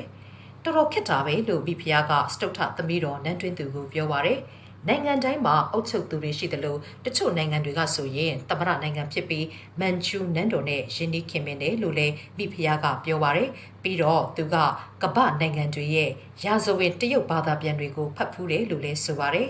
ကျမအမြင်မှာတော့ဧကရစ်ကွမ်ဆူရဲ့မိဖုရားကအတော့ကိုပညာကြီးပုံရပါတယ်နန်းတွင်ညီလာခံပြီးတော့မေတော်မိဖုရားကြီးကကျမတို့ကိုလှမ်းခေါ်ပြီးသူနဲ့အတူပြဆက်ကြည့်ဖို့လိုက်ခဲ့ရမယ်လို့အမိန့်ချပါတယ်။ကျမတို့ပြဆက်ကြည့်ဖို့စထွက်တဲ့အချိန်မေတော်မိဖုရားခေါင်ကြီးကရာသီဥတုတာယာတော့လမ်းလျှောက်သွားတာပိုကောင်းမယ်လို့မိန့်ပါတယ်။ကျမတို့ကလည်းလမ်းတလေးအတိုင်းမေတော်ကြီးရဲ့နောက်အနာမလန်းမကန်းကနေလိုက်ကြရပါတယ်။လမ်းတစ်လျှောက်မှာမေတော်မိဖုရားခေါင်ကြီးကသူ့အကြိုက်ဆုံးအရာတွေနေရာတွေအကြောင်းကိုတွတ်ပြောလာပါတယ်။ဒါပေမဲ့တစ်ချိန်လုံးနောက်လှည့်လှည့်ပြီးပြောနေရတော့စိတ်ညစ်လာတဲ့ပုံရပါတယ်။နောက်တော့ကျမတို့သားအမိတွေကိုသူနဲ့အတူရှောက်ဖို့မေမေကြီးကဖိတ်ခေါ်ပါတယ်။နောက်တော့ကျမသိလိုက်ရတာကဒီလိုလမ်းအတူရှောက်ဖို့ခေါ်တာကိုကကျမတို့ကိုအကြီးအကျယ်ရေးပေးလိုက်တာပါပဲ။ဒါမျိုးကိုမေတော်မိဖုရားကြီးကအလွန်လှုပ်ခဲပါတယ်။ညီလာခံခမ်းမဆောင်ကနေထွက်လာပြီးခဏလောက်ကြာတော့ကျမတို့ကနန်းရင်ပြင်တစ်ခုစီကိုရောက်လာခဲ့ပါတယ်။ဒီနန်းရင်ပြင်ရဲ့တစ်ဖက်တစ်ချက်မှာ15ပေလောက်မြင့်တဲ့ကျိန်ချင်းကြီးနှစ်ချင်းကိုချထားပါတယ်။အဲ့ဒီကျိန်ချင်းကြီးတွေကိုအလွန်ကြက်တရေရှိလာတဲ့ Wisteria လို့ခေါ်တဲ့စက်ကူပန်းတွေဖုံးနေပါတယ်။အဲ့ဒီစက်ကူပန်းတွေဟာမေတော်မိဖုရားကြီးအရန်ကြိုက်တဲ့ပန်းတွေပါပဲ။အဲ့ဒီပန်းတွေနဲ့ပတ်သက်ပြီးမေမေကြီးကဂုဏ်ယူတတ်တယ်လို့ပန်းတွေပွင့်တိုင်းလဲဧည့်သည်တွေကိုခေါ်ပြီးပြရတာအမောပါပဲ။နန်းရင်မြေကိုကြော်တော့ဂုံးကပူကလေးတစ်ခုကိုပတ်ပြီးဖောက်ထားတဲ့လမ်းချင်းကလေးတစ်လမ်းကိုကျမတို့ဆက်ဖြတ်ရပါတယ်။အဲ့ဒီလမ်းချင်းလေးဟာပြက်ဆက်ယုံအထိဒုတ်ထိပေါက်ပါတယ်။ကျမတို့ရောက်ခဲ့တဲ့နန်းတွင်ပြက်ဆက်ယုံမျိုးပုံစံမျိုးဘယ်သူကမှစိတ်ကူးကြည့်ဘူးမှတော့မဟုတ်ဘူးလို့ကျမပြောဝင်ပါတယ်။အဲ့ဒီနန်းတွင်ပြက်ဆက်ယုံဟာအထက်9ထပ်ပါပါတယ်။ပြက်ဆက်အရှိပိုင်းကိုလုံးလုံးဖွင့်ထားပြီးပြက်ဆက်စင်မြင့်2ထပ်ပါပါတယ်။ကျန်အထက်3ထပ်ကိုတော့ပြက်ဆက်ပစ္စည်းတွေထားတဲ့နေရာတွေအဖြစ်သုံးထားပါတယ်။နှစ်ထပ်ပြဆက်စင်မြင့်ရဲ့ပထမထပ်ကတော့ရိုးရိုးပုံစံပါပဲဒါပေမဲ့ဒုတိယအထပ်ကိုတော့မေမေကြီးကြိုက်တဲ့ဘာသာရေးပြဆက်တွေကပြဖို့အတွက်ဘုံချောင်းတစ်ခုပုံစံပြင်ဆင်ထားပါတယ်ပြဆက်ယုံရဲ့ဘေးတစ်ဖက်တစ်ချက်မှာလေးသားဆောင်တွေပါတဲ့ခေါင်းနှိမ့်နှိမ့်အဆောက်အအုံနှလုံးရှိနေပါတယ်ပြဆက်ကြည့်ဖို့မေတော်မိဖုရားကြီးကဖိတ်တဲ့အချိန်မှာမင်းကြီးမင်းသားတွေနဲ့မူကြီးမှတ်ရတွေသုံးခွင့်ရတဲ့အဆောင်တွေပါပြဆက်စင်ရဲ့ရှစ်တက်မှာမေတော်မိဖျက်ခေါင်ကြီးရဲ့အထူးခန်းဆောင်ကြီး3ဆောင်ရှိပါတယ်။ခမ်းမဆောင်ကြီး3ဆောင်ရဲ့ကျမ်းပြင်ဟာမြေပြင်အထက်10ပေအထိမြင့်တင်တဲ့အထိစောက်ထားပြီးပြဆက်စင်မြင့်နဲ့တဒန်းထဲလိုကိုရှိနေပါတယ်။ခမ်းမဆောင်တွေရဲ့အရှိဖက်မှာလူရသည်ဆိုရင်ပြန်ဖြုတ်ပြီးအပြာရောင်မိုင်းကင်ဆက်ကိုချက်တွေကိုအစားထိုးပြန်တက်လို့ရတဲ့မန်ချက်ကြီးတွေကတ်ထားပါတယ်။အခန်း3ခန်းအနှဲ့နှခန်းကိုမေတော်မိဖုရားကြီးကနားနေဆောင်အဖြစ်သုံးပြီးရဖက်အစုံဆုံးကိုတော့အိတ်ခမ်းအဖြစ်သုံးပါတယ်။အိတ်ခမ်းထဲမှာအတော်ကလေးရှည်တဲ့မွေရကြီးတစ်စုံချထားပါတယ်။အဲ့ဒီအခန်းကိုမေတော်မိဖုရားခေါင်ကြီးကလဲလဲထိုင်သူစိတ်ရှိတယ်လို့အသုံးချပါတယ်။ဒီကနေ့တော့မေတော်မိဖုရားကြီးကအထူးအိတ်ခမ်းမှာပဲနေဖို့ကျမတို့သားအမိတွေကိုဖိတ်ပါတယ်။နောက်တော့မေမေကြီးကသူ့အခန်းကိုမကြာခဏလာတက်ကြောင်းပြဆက်ကြည့်ပြီးအချူတဲလီရှိကြောင်းကျမကိုမိန့်ပါတယ်။အဲ့ဒီအခန်းထဲမှာမေမေကြီးဟာအတန်ပလန်အနောက်ရှက်ကင်းနဲ့အိတ်နိုင်ပါတယ်။စားနိုင်ပါတယ်။ မန်ချူနန်တွင်ပြဆက်ယုံကိုမမြင်ဘူးတဲ့သူတွေအတွက်ကတော့တလောက်ဆူတဲ့ပြဆက်ယုံအရှိတဲ့အခန်းထဲမှာနာအေးပါအေးအိတ်ဆက်အနားယူနိုင်တယ်ဆိုတာကိုစိတ်ကူးကြည့်ဖို့အတော်ခက်ခဲပါလိမ့်မယ်။ကျမတို့သားအမေမမေကြီးရဲ့အထူးအိတ်ဆောင်လေးရောက်တော့ပြဆက်ကစနေပါပြီ။အဲ့ဒီပြဆက်ကမိုးကောင်းကင်မဲတော်ကြီးရဲ့စပွဲလို့ခေါ်တဲ့ဘာသာရေးနဲ့ဆက်နွယ်တဲ့ပြဆက်ပါဇက်ကောင်ကိုတော့အများသိကြပါလိမ့်မယ်။မြောက်မင်းစုမှုခုံးပါကောင်းကင်မေတော်ကြီးရဲ့စားတောက်ပြဆက်ကိုအပိုင်း၃ပိုင်းခွဲပြီးကပြပါရယ်။ပြဆက်ပထမပိုင်းကိုကောင်းကင်ဘုံကဆင်းလာတဲ့ဖုံးတော်ကြီးတစ်ပါးကလူပြည်ကဖုံးတော်ကြီးအားလုံးကိုကောင်းကင်မေတော်ကြီးရဲ့စားပွဲတက်ရောက်ဖို့အတွက်လာဖိတ်ပုံနဲ့စပြီးဖွင့်ပါရယ်။ဒီထဲမှာအမတ်တကယ်မျိုးလွှင့်လာသလိုဖြစ်နေတဲ့ဖုံးကြီးတရုတ်ဆောင်ကိုကြည့်ရင်ကျမအတော်လေးကိုအံ့ဩနေမိပါရယ်။ပြဆက်ပထမပိုင်းမပြီးမီမှာပဲကဘာပေါ်ကဘယ်ပြက်ဆက်ရုံမှမဆိုမန်ချူနန်တွင်ပြက်ဆက်ကိုအတူယူတင်တယ်လို့ကျမတွေးမိပါတယ်။ကောင်းကင်ဘုံကဖုံးတော်ကြီးလှုပ်ပြီးဆင်းလာပုံကိုစက်ရန်ရအကူအညီမပါဘဲနဲ့ကပြသွားတာပါ။ပြက်ဆက်ရဲ့ဒုတိယပိုင်းကိုကောင်းကင်ဘဲတော်ကြီးရဲ့စားသက်ပွဲနဲ့စတင်ပါတယ်။အဲ့ဒီစပွဲပေါ်မှာတစ်တော်သီးတွေဝိုင်တွေချထားပါတယ်။ပြားရောင်ဆောင်ထားတဲ့မြောင်မင်းစုခုံးကစပွဲအဆောင်တွေကိုအိမ်မွေချပြီးရှိသမျှအစားအသောက်တွေအကုန်စားပြီးကိုပြောက်သွားတဲ့အခန်းကိုကပြခဲ့တာပါနောက်တော့ကောင်းကင်ဘုံကနှစ်မင်းတွေနဲ့မြောက်မင်းစုမှုခုံတို့ကတိုက်ခိုက်ကြပုံတွေကိုဆက်လက်တင်ဆက်ထားပါတယ်နောက်တော့တာအိုနှစ်မင်းကြီးလော့ဆူကမြောက်မင်းစုမှုခုံကိုဖိုစင်ချိုခန်းမသိနိုင်သောမြောက်မင်းစုမှုခုံကနှစ်မင်းကြီးလော့ဆူရဲ့မသိစေးလုံးအများကိုခိုးယူသွားတဲ့ပုံစသည်တို့ကိုဆက်လက်ကပြပါတယ်ပြဆက်ရဲ့တတိယပိုင်းမှာတော့နတ်ဒေဝါများနဲ့မြောင်မင်းစုခုံးရဲ့တိုက်ပွဲတွေအကြောင်းဘော်ဒီတတချူလီကမြောင်မင်းစုခုံးကိုစုံမတဲ့အကြောင်းတွေကိုတင်ဆက်ကပြပါရယ်ပြဆက်တပုတ်လုံးညင်းငွေစရာမရှိအောင်ကိုကောင်းလာပါတယ်တရုတ်လည်းပါလာပါတယ်ပြဆက်ပြီးတော့မေတော်ပြပြခေါင်ကြီးနဲ့ကျမတို့ခဏလောက်စကားစမြည်ဆက်ပြောကြပါရယ်အခုကပြသွားတဲ့ပြဆက်ကိုနားလေလားလို့ကျမကိုမေးပါတယ်နားလေပါတယ်လို့ကျမကပြန်ဖြေတော့မမေကြီးကသဘောကျသွားပုံရတယ်။နောက်တော့မမေကြီးကစကားပြောကောင်းနေတာနဲ့ညစာစားဖို့မေ့နေတယ်လို့ဖြေပြီးကျမလည်းကျမကိုလည်းစားပြီလားလို့လှမ်းမေးပါတယ်။ပြီးတော့လည်းပြင်သစ်မှနေတော့ကရောတရုတ်အစားအစာတွေကိုစားရသလားတရုတ်ပြည်ကိုမလွမ်းဘူးလားလို့ထပ်မေးပါတယ်။ပြီးတော့တလက်စားရဲဆိုသလိုမမေကြီးဆိုရင်နိုင်ငံနဲ့အကြားအကြီးခွဲနေရင်ဇာတိကိုလွမ်းမိမှာပဲ။ပြည်ပမှာအကြားအကြီးနေခဲ့ရတာမင်းအပြစ်မဟုတ်ပဲငါကိုယ်တိုင်ကမင်းဖခင်ကိုပါရီလွတ်ဖို့အမိန့်တော်ချလိုက်တာကိုလို့ကျမကိုနှစ်သိမ့်တဲ့အနေနဲ့မေကြီးကပြောပါတယ်ဒါပေမဲ့ကျမသူ့ကိုဘလောက်ကူညီနိုင်တယ်ဆိုတာလောက်သူကိုယ်တိုင်သိနေလို့အမတ်ကြီးယူကန်ကိုပါရီလွတ်မိတဲ့အတွက်ဝမ်းမနေတော့ကြောင်းမေကြီးကဆက်ပြောပါတယ်မေကြီးနဲ့ကျမစကားပြောနေစင်မှာပဲလှပတဲ့စပွဲခင်းတွေဖုံးထားတဲ့အေယာမစပွဲကြီး၃လုံးကိုခင်းနေတာတွေ့ရပါတယ်နန်းရင်ပြင်မှာတော့အစားအသောက်တွေထည့်ထားတဲ့တစ်တာတွေပန်းတွေကိုစီကင်ဆောင်ထားတဲ့မိမစိုးအများအပြားတန်းစီစောင့်စားနေကြပါတယ်။တစ်သားနဲ့ပြုတ်လုထားပြီးအဝါရောင်ဆေးချေထားတဲ့အစားအသောက်ပကံထည့်တစ်တာတဲ့ဘန်းတွေဟာပကံအကြီးနှလုံးနဲ့အသေးလေး၄လုံးထည့်နိုင်လောက်အောင်အရွယ်အစားရှိပါတယ်။စပွဲတွေအသင့်ခင်းပြီးတဲ့အချိန်မှာတော့အစားအသောက်ဘူးတွေကိုပလုံးတွေကင်ထားတဲ့မိမစိုးတွေဟာမင်းရင်ပြင်တစ်ခုနဲ့တခုအကူဂိဝကနေမေကြီးရဲ့ခန်းဆောင်ဝအထီကိုလက်တန်းတန်းပြီးဟင်းပကံတွေဘန်းတွေတစ်သားတွေကိုတယောက်နဲ့တယောက်လက်စင်ကန်ပြီးမေကြီးရဲ့ခန်းဆောင်အဝကသေးသေးတက်တက်ဝတ်ဆင်ထားတဲ့မိမစု၄ဦးစီကိုပို့ပေးရပါတယ်။အဲ့ဒီမိမစု၄ဦးကဟင်းပကံထမင်းပကံတွေကိုစပွဲ၃လုံးပေါ်မှာနေရာချပါတယ်။ထမင်းစားခန်းဆိုပြီးတီးတန့်မရှိလောက်အောင်ဘယ်နေရာရောက်အစားအသောက်၃ဆောင်တက်တဲ့မေကြီးရဲ့ဇယိုက်တပါလို့ကျမထင်မိပါတယ်။ဟင်းပကံတွေဟာတော်ဝင်အယောင်ဖြစ်တဲ့အဝါရောင်ဟင်းပကံတွေဖြစ်ပြီးအဖုံးတွေကိုငွေသားနဲ့လုပ်ထားပါတယ်။တချို့ပကံလုံးတွေမှာတော့အစိမ်းရောင်နှကားရုပ်တွေကိုရေးချယ်ထားပြီးတချို့ပကံလုံးတွေမှာတော့တက်တော်ရာကျော်ရှိပါစေလို့အတိတ်ပဲရတဲ့ရှူတရုတ်အခရာကိုရေးသားထားပါတယ်။ကျမဆက်ဆက်ဆွဆွနဲ့ရေးကြည့်တော့ဟင်းပကံအကြီးအသေးအလုံးကြီး100လောက်ရှိပြီးဟင်းအမေပေါင်း90လောက်ရှိပါတယ်။ဟင်းပွဲပေါ်မှာဟင်းပကံတွေကိုအကြီးတစ်ထက်အသေးတစ်ထက်စီထားပါတယ်။စပွဲပြင်နေတော့မှပဲမေကြီးရဲ့အိတ်ဆောင်တွေကိုနန်းတွင်းသူ2ဦးအဝါရောင်ဘူး2ခုကိုစီကင်ပြီးဝင်လာပါတယ်။တဲလာတဲ့ဘူးတွေဟာ လေးပုံရပေမဲ့ဝင်လာတဲ့အပြိုတော်2ဦးဟာနမ်းမူနမ်းရမပြတ်ပါဘူးဘူးတွေတဲလာကြပုံကစက်တရေရှိလာပါတယ်အပြိုတော်2ဦးဟာမေတော်မိဖျက်ခေါင်ကြီးအရှိမစပွဲနှလုံးခက်လိုက်ပါတယ်ပြီးတော့ဘူးတွေထဲမှာပါလာတဲ့မုံချူပကံတွေတကြားနဲ့လော်ထားတဲ့ကွာစီပကံတွေအမျိုးမျိုးဖုတ်ကင်ကြော်လော်ထားတဲ့တစ်ကြားစီပကံတွေနဲ့ရာသီပေါ်တီးနှံပကံတွေကိုစီချပါတယ်နန်းတွင်းသူတွေဒီလိုအလုပ်မျိုးလုပ်နေရတာကိုမြင်တော့ကျမအတော်ကလေးကိုအံ့ဩမိပါတယ်တကယ်လို့ကျမကိုယ်တိုင်နန်းတွင်းရောက်ခဲ့ရင်ကောဒီလိုမျိုးတွေပဲလုပ်နေရမှာလားလို့လေစိတ်ထဲမှာကြိတ်တွေးနေမိပါတယ်ပကံတွေစီပြီးတဲ့နောက်တော့မေမေကြီးကသူတို့ဆိုရင်ဒီလိုမျိုးတစ်တီးတစ်ဆန်ဖွဲ့ဖွဲ့ရရတွေကိုအသားထက်ပို့ပြီးကြိုက်တယ်လို့ကျမတို့ကလှမ်းမိန်ပါတယ်ပြီးတော့ကိုအိမ်ကိုရလို့တက်တောင့်တက်တာနေကြဖို့ပြောပြီးတစ်တီးဝက်လက်တချို့ကိုကျမတို့ကစွန့်ပါတယ်အတော်အရသာရှိလာပါတယ်မေမေကြီးဟာအလွန်စားတော်ခေါ်လို့ကောင်းတာကိုကျမသတိထားမိပါတယ်မေမေကြီးအချိုတဲပြီးတဲ့အချိန်မှာတော့ခုနကနန်းတွင်းအပြိုတော်2ယောက်အိတ်ဆောင်ထဲကိုပြန်ဝင်လာပြီးစပွဲတွေပကံတွေကိုပြန်သိမ်းပါတယ်အချိုတဲစတော်ခေါ်ပြီးပါကလည်းကျန်တဲ့အစားတောက်တွေကိုနန်းတွင်းအပြိုတော်တွေကိုပဲပြန်စွန့်နေလို့မေမေကြီးကကျမတို့ကိုပြောပါတယ်မေမေကြီးအချိုတဲပြီးတဲ့အချိန်မှာတော့မိမစိုးတူကရေနွေးပကံလုံးတစ်လုံးကိုတဲလာပါတယ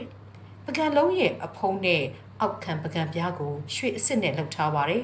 ်လက်ဖက်ရည်ချမ်းပကံလုံးရောက်လာပြီးတဲ့နောက်ပုံစံတူကြောက်စိမ့်ခွက်နှလုံးတင်ထားတဲ့ငွေလေးပန်းတစ်ချက်ကိုမိမစိုးနှုတ်တူကထပ်ယူလာပါတယ်အဲ့ဒီကြောက်စိမ့်ခွက်နှလုံးထဲမှာပြားရည်စုပ်ပန်းတွေဝုံပုံဝတ်ဆန်တွေထည့်ထားပါတယ်မိမစိုးနှုတ်ကမေမေကြီးရှိနန်းကျန်းပြင်ပေါ်မှာဝတ်တော်ပြီးလက်ဖက်ရည်ချမ်းပွဲတွေကိုဆက်ကပ်ပါတယ်မေမေကြီးဟာလက်ဖက်ရည်ပကံလုံးရွှေအဖုံးကိုလှက်လိုက်ပြီးကြောက်စိမ့်ပကံနှလုံးထဲကပြားရည်စုပ်ပန်းတွေနဲ့ဝတ်ပုံဝတ်ဆန်တွေကိုကြောက်စိမ့်လက်ဖက်ရည်ချမ်းခွက်ထဲထည့်ပါတယ်လက်ဖက်ရည်ချမ်းဆက်နေစဉ်မှာပဲမေမေကြီးကသူ့လက်ဖက်ရည်ချမ်းတွေကိုမြည်ကြည့်လိုက်ကြိုက်ကိုကြိုက်သွားစေရမယ်လို့ပြောပါတယ်ပြီးတော့မိမစိုးတူကိုအခုသူသုံးဆောင်နေတဲ့လက်ဖက်ရည်ချမ်းမျိုးထည့်ယူခဲ့ဖို့လှမ်းအမိန့်တော်ရှိပါတယ်လက်ဖက်ရည်ချမ်းပကံလုံးတွေရောက်လာတော့အဲ့ဒီပကံလုံးတွေထဲကိုမေမေကြီးကပြားရည်စုပ်ပန်းတွေနဲ့ဝတ်ပုံဝတ်ဆန်တွေကိုထည့်ပေးပြီးကျမတို့လက်ဖက်ရည်ချမ်းတောက်တာကိုစောင့်ကြည့်နေပါတယ်ကျမမြည်ဆန်းဖုသမျှလက်ဖက်ရည်ချမ်းတွေထဲမှာအကောင်းဆုံးအရသာဖြစ်ပါတယ်အကျော်ပေါင်း1000စိတ်လောက်အောင်ကိုကောင်းလာပါတယ်ပန်းပွင့်တွေဝတ်ပုံဝတ်ဆန်တွေပါထည့်ထားတော့လက်ဖက်ရည်ချမ်းအရသာဟာရှာကျော်စိတ်လောက်အောင်ကိုကောင်းပါတယ်ခမ်းမဆောင်တွေရဲ့အရှိတ်ဖက်မှာနွေရာသီဆိုရင်ပြန်ဖြုတ်ပြီးအပြာရောင်မိုင်းကင်ဆက်ကူချက်တွေကိုအစားထိုးပြန်တက်လို့ရတဲ့မန်ချက်ကြီးတွေကတ်ထားပါတယ်။အခန်း3ခန်းအနက်နှခန်းကိုမေတော်မိဖျားကြီးကလာနေဆောင်အဖြစ်သုံးပြီးရဖက်အစုံဆုံးကိုတော့အိတ်ခန်းအဖြစ်သုံးပါတယ်။အိတ်ခန်းထဲမှာတော့အတော်ကလေးရှိတဲ့မွေရာကြီးတစ်စုံချထားပါတယ်။အဲ့ဒီအခန်းကိုမေတော်မိဖျားခေါင်ကြီးကလဲလဲထိုင်ထိုင်သူစိတ်ရှိတယ်လို့အသုံးချပါတယ်။ဒီကနေ့တော့မေတော်မိဖျားကြီးကအထူးအိတ်ခန်းထဲမှာပဲနေဖို့ကျမတို့သားအမိကိုဖိတ်ပါတယ်။နောက်တော့မေမေကြီးကသူ့အခန်းကိုမကြာခဏလာတက်ကြောင်းပြက်ဆက်ကြည့်ပြီးအချိုတဲလေးရှိကြောင်းကျမကိုမိန့်ပါတယ်။အဲ့ဒီအခန်းထဲမှာမေမေကြီးဟာအတန်ပလက်အနောက်ရှက်ကင်းကင်းနဲ့အိတ်နိုင်ပါတယ်။စားနိုင်ပါတယ်။မန်ချူနန်တွင်ပြက်ဆက်ရုံကိုမမြင်ဘူးတဲ့သူတွေအတွက်ကတော့တလောက်ဆိုတဲ့ပြက်ဆက်ရုံရှိတဲ့အခန်းထဲမှာနာအေးပါအေးအိတ်ဆက်အနားယူနိုင်တယ်ဆိုတာကိုစိတ်ကူးကြည့်ဖို့အတော်ကလေးခက်ခဲပါလိမ့်မယ်။ကျမတို့သားအမိမေမေကြီးရဲ့အထူးအိတ်ဆောင်နဲ့ရောက်တော့ပြက်ဆက်ကစနေပါပြီ။အဲ့ဒီပြက်ဆက်ကမိုးကောင်းကင်မဲတော်ကြီးရဲ့စားပွဲလို့ခေါ်တဲ့ဘာသာရေးနဲ့ဆက်နွယ်တဲ့ပြက်ဆက်ပါ။ဇက်ကောင်ကိုတော့အများသိကြပါလိမ့်မယ်။မြောင်ပင်စုခုခုံပါ။ကောင်းကင်မဲတော်ကြီးရဲ့စားတပ်ပြက်ဆက်ကိုအပိုင်း3ပိုင်းခွဲပြီးကပြပါရတယ်။ပထမပြက်ဆက်ပထမပိုင်းကိုတော့ကောင်းကင်ဘုံကဆင်းလာတဲ့ဖုံးတော်ကြီးတစ်ပါးကလူပြည်ကဖုံးတော်ကြီးအားလုံးကိုကောင်းကင်ဘဲတော်ကြီးရဲ့စားပွဲကိုတက်ရောက်ဖို့ပွဲတက်ဖို့လာဖိတ်ပုံနဲ့စဖွင့်ပါတယ်။လေထဲမှာအမှန်တကယ်မြုံးလွှင့်လာသလိုဖြစ်တဲ့ဖုံးတော်ကြီးတရုတ်ဆောင်ကိုကြည့်ရင်ကျမအတော်ကလေးကိုအံ့ဩမိပါတယ်။ပြက်ဆက်ပထမပိုင်းမပြီးမီမှာပဲကဘာပေါ်မှာဘယ်ပြက်ဆက်ရုံမဆိုမန်ချူနန်တွင်ပြက်ဆက်ကိုအတူယူတင်နေလို့ကျမတွေးမိတယ်။ကောင်းကင်ဘုံကဖုံးတော်ကြီးလူပြည်ဆင်းလာတဲ့ပုံကိုစက်ရန်တရားအကူအညီမပါဘဲနဲ့ကပြသွားတာပါပြက်ဆက်ရဲ့ဒုတိယပိုင်းကိုတော့ကောင်းကင်မေတော်ကြီးရဲ့စားတောက်ပွဲနဲ့စတင်ပါတယ်အဲ့ဒီစပွဲပေါ်မှာတစ်တော်သီးတွေဝိုင်တွေချထားပါတယ်ပြားရောင်ဆောင်ထားတဲ့မြောင်မင်းစုခုံကစပွဲအဆောင်တွေကိုအိတ်မွေချပြီးရှိရှိသမျှအစားအစာတွေကိုအကုန်စားပြီးကိုပြောက်သွားတဲ့အခန်းကိုကပြတာပါ နောက်တော့ကောင်းကင်ဘုံကနှစ်မင်းတွေနဲ့မြောက်စုခုံတို့တိုက်ကြခိုက်ကြပုံကိုဆက်လက်တင်ဆက်ပါတယ်နောက်တော့တာအိုနှစ်မင်းကြီးလော်ဆူကမြောက်မင်းစုခုံကိုဖိုကျင်ထိုးခန်းမတိနိုင်သောမြောက်မင်းစုခုံကနတ်မင်းကြီးလော်ဆူရဲ့မတိစေးလုံးများအားခိုးယူသွားပုံတွေကိုဆက်လက်ကပြပါတယ်ပြဆက်ရဲ့တတိယပိုင်းမှာတော့နတ်ဒေဝါများနဲ့မြောက်မင်းစုခုံတို့ရဲ့တိုက်ပွဲတွေအကြောင်းဘောဓိတတ္တဂျူလီကမြောက်မင်းစုခုံကိုဆုံးမတဲ့အကြောင်းတွေကိုတင်ဆက်ကပြပါတယ်ပြဆက်တစ်ပုတ်လုံးညီးငွေစရာမရှိအောင်ကိုကောင်းလာပါတယ်တရုတ်လည်းပါလာပါတယ်ပြဆက်ပြီးတော့မေတော်မိဖျက်ခေါင်ကြီးနဲ့ကျမတို့ခဏလောက်စကားစမြည်ဆက်ပြောကြပါတယ်အခုကပြသွားတဲ့ပြဆက်ကိုနားလေသလားလို့ကျမကမေးပါတယ်နားလေပါတယ်လို့ကျမကပြန်ဖြေတော့မမေကြီးကသဘောကျသွားပုံရတယ်နောက်တော့မမေကြီးကစကားပြောကောင်းနေတာနဲ့ညစာစားဖို့မေ့နေတယ်လို့ဖြေပြီးကျမကိုလည်းစားပြီလားလို့လှမ်းမေးပါတယ်ပြီးတော့လေပြင်သစ်မှာနေတော့ကရောတရုတ်အစားအစာတွေစားရသလားတရုတ်ပြည်ကိုမလွမ်းဘူးလားလို့ထပ်မေးပါတယ်ပြီးတော့တလက်စားရဲဆိုသလိုမမေကြီးဆိုရင်နိုင်ငံနဲ့အကြားအကြီးခွဲနေရင်ဇာတိကိုပြန်လွှမ်းမိမှာပါပဲပြပမှာအကြားအကြီးနေခဲ့ရတာမေမင်းအပြစ်မဟုတ်ပဲငါကိုယ်တိုင်ကမေမင်းရဲ့အဖေကိုပါရီလွတ်ဖို့အမိန့်တော်ချလိုက်တာကိုလို့ကျမကိုနှစ်သိမ့်တဲ့အနေနဲ့မမေကြီးကပြောပါတယ်ဒါပေမဲ့ကျမကသူ့ကိုဘလောက်အထိကူညီနိုင်လောက်တယ်ဆိုတာကိုကိုယ်တိုင်သိနေလို့အမတ်ကြီးယူကန်းကိုပါရီလွတ်မိတဲ့အတွက်ဝမ်းမနေတော့ကြောင်းမမေကြီးကဆက်ပြောပါတယ်မမေကြီးနဲ့ကျမစကားပြောနေစဉ်မှာပဲလှပတဲ့စပွဲခင်းတွေဖုံးထားတဲ့အေယာမစပွဲကြီး၃လုံးခင်းနေတာကိုတွေ့ရပါတယ်နန်းရင်ပြင်မှာတော့အစားအသောက်တွေထည့်ထားတဲ့တစ်တာတွေပန်းတွေကိုစီကင်ဆောင်ထားတဲ့မိမစိုးအများအပြားတန်းစီဆောင်စားနေကြပါတယ်တစ်တာနဲ့ပြုတ်လုထားပြီးအဝါရောင်ဆေးချင်ထားတဲ့အစားအသောက်ပကံထဲတဲ့တစ်တာနဲ့ဘန်းတွေဟာပကံအကြီးနှလုံးနဲ့အသေး၄လုံးထည့်နိုင်လောက်အောင်အရွယ်အစားရှိပါတယ်စားပွဲတွေကအသင့်ခင်းပြီးတဲ့အချိန်မှာတော့အစားအသောက်ဘူးတွေပလုံးတွေကင်ထားတဲ့မိမစိုးတွေဟာမင်းရင်ပင်တစ်ခုနဲ့တစ်ခုအကူဂိတ်ဝကနေမေမင်းကြီးရဲ့ခန်းဆောင်ဝအထိနတန်းတန်းပြီးဟင်းပကံတွေဘန်းတွေတစ်တာတွေကိုတယောက်နဲ့တယောက်လက်ဆင့်ကမ်းပြီးမေမေကြီးရဲ့ခန်းဆောင်အဝကသေးသေးတက်တက်ဝတ်ဆင်ထားတဲ့မိမစု၄ဦးစီကိုပို့ရပါတယ်အဲ့ဒီမိမစု၄ဦးကဟင်းပကံထမင်းပကံတွေကိုစပွဲ၃လုံးပေါ်မှာနေရာချပါတယ်ထမင်းစားခန်းဆိုပြီးတီးတန့်မရှိလောက်အောင်ဘယ်နေရာရောက်ရောက်အစားအသောက်၃ဆောင်တက်တဲ့မေမေကြီးရဲ့ဇယိုက်တပါလို့ကျမထင်မိပါတယ်ဟင်းပကံတွေဟာတော်ဝင်အယောင်ဖြစ်တဲ့အဝါရောင်ဟင်းပကံတွေဖြစ်ပြီးအဖုံးတွေကိုငွေသားနဲ့လုပ်ထားပါတယ်တချို့ပကံလုံးတွေမှာတော့အစိမ်းရောင်နှကားရုပ်တွေကိုရေးချယ်ထားပြီးတချို့ပကံလုံးတွေမှာတော့တက်တော်ရာကျော်ရှိပါစေလို့အတိတ်ပဲရတဲ့ရှူတရုတ်အခရာကိုရေးသားထားပါတယ်ကျမဆက်ဆက်ဆွဆွနဲ့ရေးကြည့်တော့ဟင်းပကံအကြီးအသေးအလုံးကြီး100လောက်ရှိပြီးဟင်းအမယ်ပေါင်း90လောက်ရှိပါတယ်ဟင်းပွဲပေါ်မှာဟင်းပကံတွေကိုအကြီးတစ်ထက်အသေးတစ်ထက်စီထားပါတယ်စပွဲပြင်နေတော့မှပဲမမေကြီးရဲ့အိတ်ဆောင်တွေကိုနန်းတွင်းသူ2ဦးအဝါရောင်ဘူး2ခုကိုစီကင်ပြေးဝင်လာပါတယ်တဲလာတဲ့ဘူးတွေဟာ၄ပုံရပေမဲ့ဝင်လာတဲ့အပြူတော်2ဦးဟာနန်းမူနန်းရမပြတ်ပါဘူးဘူးတွေတဲလာကြပုံကစက်တရေရှိလာပါတယ်အပြူတော်2ဦးဟာမေတော်မိဖျက်ခေါင်ကြီးအရှိမှစပွဲနှလုံးခင်းလိုက်ပါတယ်ပြီးတော့ဘူးတွေထဲမှာပါလာတဲ့မုံချူပကံတွေတကြားနဲ့လော်ထားတဲ့ကွာစီပကံတွေအမျိုးမျိုးဖုတ်ကင်ကြောလော်ထားတဲ့တစ်ကြားစီပကံတွေနဲ့ရာသီပေါ်တီးနှံပကံတွေကိုစီချပါတယ်နန်းတွင်းသူတွေဒီလိုအလုပ်မျိုးလုပ်နေရတာကိုမြင်တော့ကျမအတော်ကလေးကိုအံ့ဩမိပါတယ်တကယ်လို့ကျမကိုယ်တိုင်နန်းတွင်းရောက်ခဲ့ရင်ကောဒီလိုမျိုးတွေပဲလုပ်နေရမှာလားလို့လေစိတ်ထဲမှာကြိတ်တွေးနေမိပါတယ်ပကံတွေစီပြီးတဲ့နောက်တော့မေမေကြီးကသူတို့ဆိုရင်ဒီလိုမျိုးတစ်တီးတစ်ဆန်ဖွဲဖွဲရရတွေကိုအသားထက်ပို့ပြီးကြိုက်တယ်လို့ကျမတို့ကိုလှမ်းမိန်ပါတယ်ပြီးတော့ကိုအိမ်ကိုရလို့တက်တောင့်တက်တာနေကြဖို့ပြောပြီးတစ်တီးဝက်လက်တချို့ကိုကျမတို့ကိုစွန့်ပါတယ်အတော်အရသာရှိလာပါတယ်မေမေကြီးဟာအလွန်စားတော်ခေါ်လို့ကောင်းတာကိုကျမသတိထားမိပါတယ်မေမေကြီးအချိုတဲပြီးတဲ့အချိန်မှာတော့ခုနကနန်းတွင်းအပြူတော်2ယောက်အိတ်ဆောင်ထဲကိုပြန်ဝင်လာပြီးစပွဲတွေပကံတွေကိုပြန်သိမ်းပါတယ်အချိုတဲစတော်ခေါ်ပြီးပါကလည်းကျန်တဲ့အစားအသောက်တွေကိုနန်းတွင်းအပြူတော်တွေကိုပဲပြန်စွန့်နေလို့မေမေကြီးကကျမတို့ကိုပြောပါတယ်မေမေကြီးအချိုတဲပြီးတဲ့အချိန်မှာတော့မိမစိုးတူကရင်တွင်းပကံလုံးတစ်လုံးကိုတဲလာပါတယ်ပကံလုံးရဲ့အဖုံးနဲ့ အောက်ခံပကံပြားကိုရွှေအစ်စ်နဲ့လှုပ်ထားပါတယ်လက်ဖက်ရည်ချမ်းပကံလုံးရောက်လာပြီးတဲ့နောက်ပုံစံတူကြောက်စိမ့်ခွက်နှလုံးတင်ထားတဲ့ငွေလေးပန်းတစ်ချက်ကိုမိမစိုးနှုတ်တူကထပ်ယူလာပါတယ်အဲ့ဒီကြောက်စိမ့်ခွက်နှလုံးထဲမှာပြားရည်စုပ်ပန်းတွေဝတ်မုံဝတ်ဆန်တွေထည့်ထားပါတယ်မိမစိုးနှုတ်ကမေမေကြီးရှိနန်းကျမ်းပြင်ပေါ်မှာဝတ်တော်ပြီးလက်ဖက်ရည်ချမ်းပွဲတွေကိုဆက်ကပ်ပါတယ်မေမေကြီးဟာလက်ဖက်ရည်ပကံလုံးရွှေအဖုံးကိုလှက်လိုက်ပြီးကြောက်စိမ့်ပကံနှလုံးထဲကပြားရည်စုပ်ပန်းတွေနဲ့ဝတ်မုံဝတ်ဆန်တွေကိုကြောက်စိမ့်လက်ဖက်ရည်ချမ်းခွက်ထဲထည့်ပါတယ်လက်ဖက်ရည်ချမ်းဆက်နေစင်မှာပဲမေမေကြီးကသူ့လက်ဖက်ရည်ချမ်းတွေကိုမြည်ကြည့်လိုက်ကြိုက်ကိုကြိုက်သွားစေရမယ်လို့ပြောပါတယ်ပြီးတော့မိမစိုးတူကိုအခုသူသုံးဆောင်နေတဲ့လက်ဖက်ရည်ချမ်းမျိုးထက်ယူခဲ့ဖို့လှမ်းအမိန့်တော်ရှိပါတယ်လက်ဖက်ရည်ချမ်းပကံလုံးတွေရောက်လာတော့အဲ့ဒီပကံလုံးတွေထဲကိုမေမေကြီးကပြားရည်စုပ်ပန်းတွေနဲ့ဝတ်ပုံဝတ်ဆန်တွေကိုထည့်ပေးပြီးကျမတို့လက်ဖက်ရည်ချမ်းတောက်တာကိုစောင့်ကြည့်နေပါတယ်ကျမမြည်ဆန်းဖုသမျှလက်ဖက်ရည်ချမ်းတွေထဲမှာအကောင်းဆုံးအရသာဖြစ်ပါတယ်အကျော်ပေါင်း1000စိတ်လောက်အောင်ကိုကောင်းလာပါတယ်ပန်းပွင့်တွေဝတ်မုံဝတ်ဆန်တွေပါထည့်ထားတော့လက်ဖက်ရည်ချမ်းအရသာဟာရှာကျော်စိတ်လောက်အောင်ကိုကောင်းပါတယ်မေမေကြီးနဲ့ညစာစားခြင်း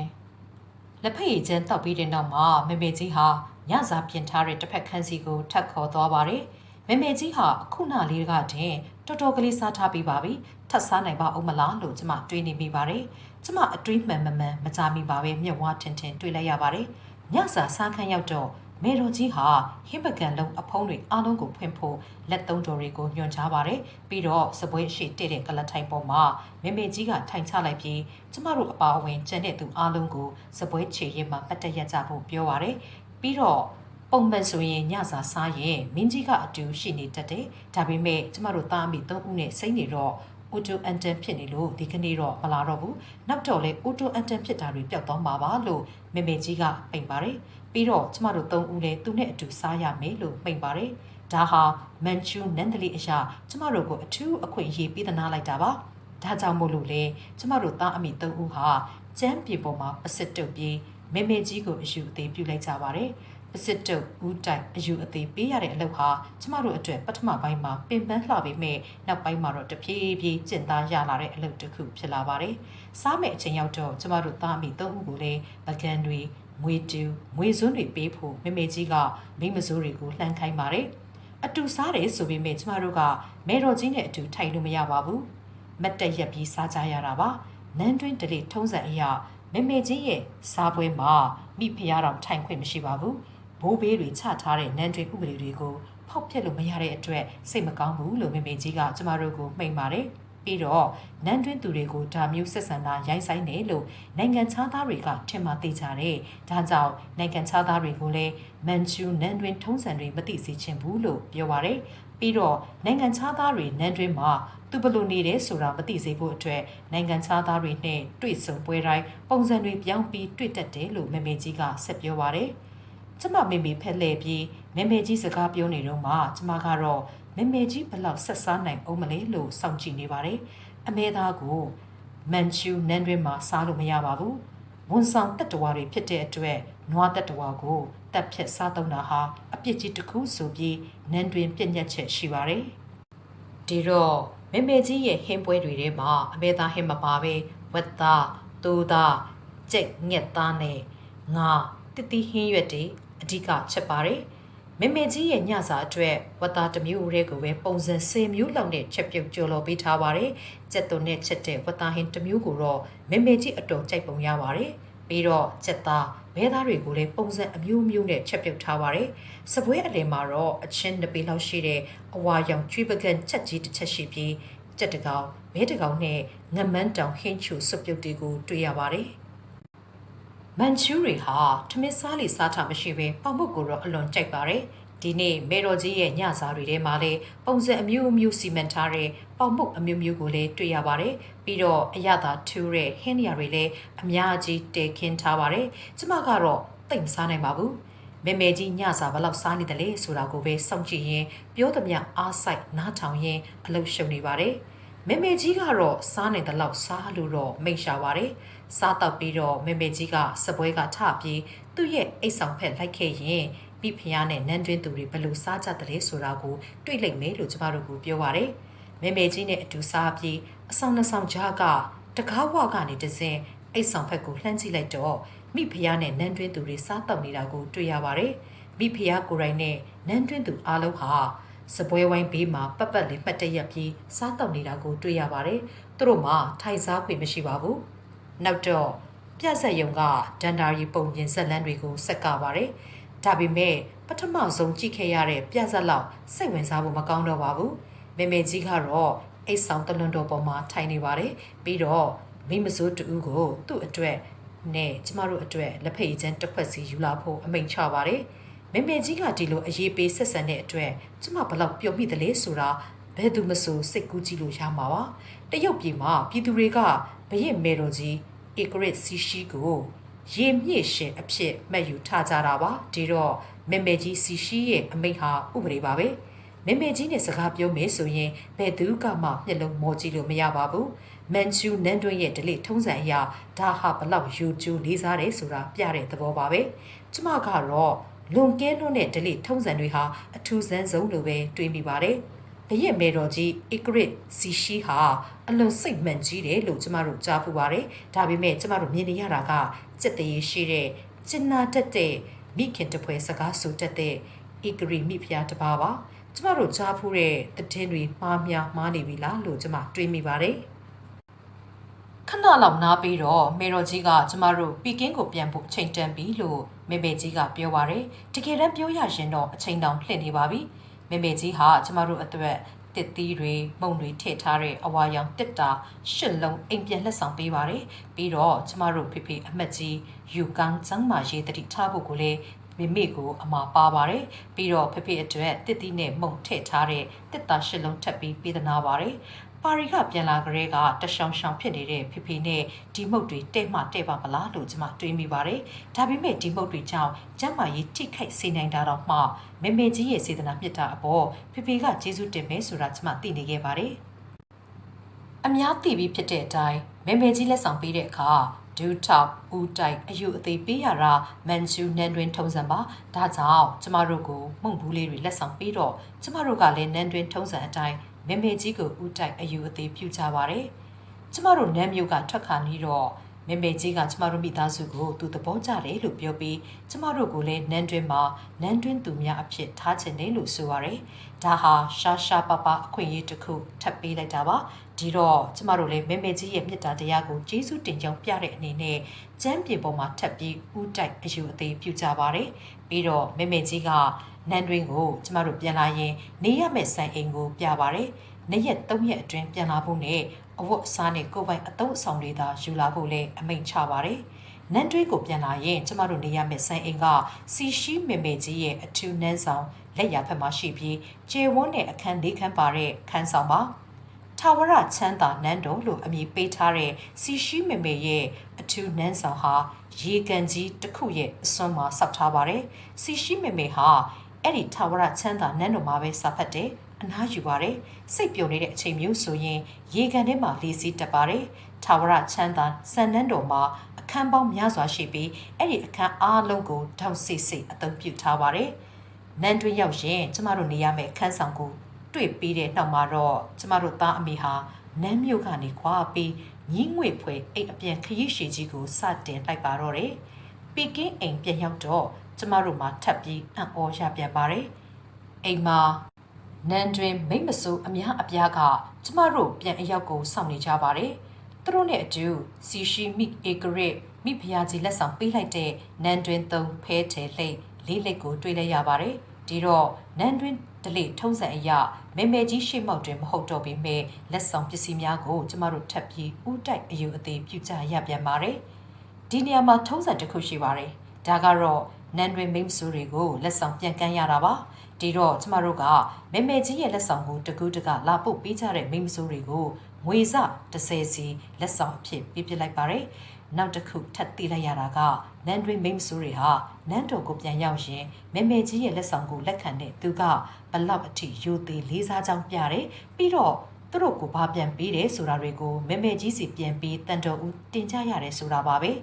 အဲ့ဒီမိမဆိုးတွေနန်းတွင်ပြန်ရောက်တော့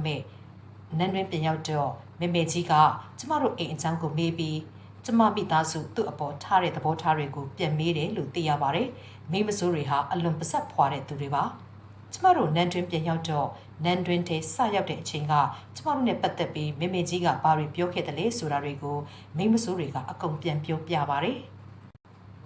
ကျမတို့မေမေကတော့ကျမရင်မကောင်းတဲ့ဖေဖေကိုတယောက်တည်းထားခဲ့ပြီးနန်းတွင်ထဲမလိုက်ချင်ပါဘူးဒါပေမဲ့တရုတ်ပြည်မှာမင်းမိန်ကိုပဲသူမှလွန်ဆန်လို့မရပါဘူးအဆုံးတော့3ရက်ကြာမှကျမတို့မိသားစုနန်းတွင်ထဲကိုပြန်ရောက်လာရပါတော့တယ်နန်းတွင်ထဲစပြီးပြန်ရောက်တဲ့နေ့ဟာကျမတို့အတွက်အတော်ကိုအလုပ်များခဲ့ရတဲ့နေ့ဖြစ်ပါတယ်ပထမဆုံးဘရင်မေတော်ကြီးစီကိုသွားပြီးအခစားဝင်ရပါတယ်ကျမတို့ကိုပေးတဲ့လက်ဆောင်ပစ္စည်းတွေအတွက်ကျေးဇူးတင်စကားပြောရပါတယ်တရုတ်ပြည်ဆိုင်ရာရုရှားတပ်အမတ်ကြီးကတော်ကိုလည်းလက်ခံတွေ့ရမှာမို့သူဒီနေ့အလုပ်များနေတယ်လို့မေမေကြီးကကျမတို့ကိုမိန့်ပါတယ်ရုရှားတပ်အမတ်ကြီးကတော်မဒန်ပလန်ကွန်ကမေမေကြီးအတွက်ဇာဘရင်ကပေးလိုက်တဲ့လက်ဆောင်အဖြစ်ဇာဘရင်မိဖုရားဇာရီနာနဲ့မိသားစုဝင်တွေရဲ့ပုံတူပကြီးကားတစ်ချက်ကိုဆက်သားမှာဖြစ်ပါတယ်။နောက်တော့မေမေကြီးကကျမကိုရုရှားစကားပြောတတ်ပြီလားဆိုပြီးမေးပါတယ်။ဒီတော့ကျမက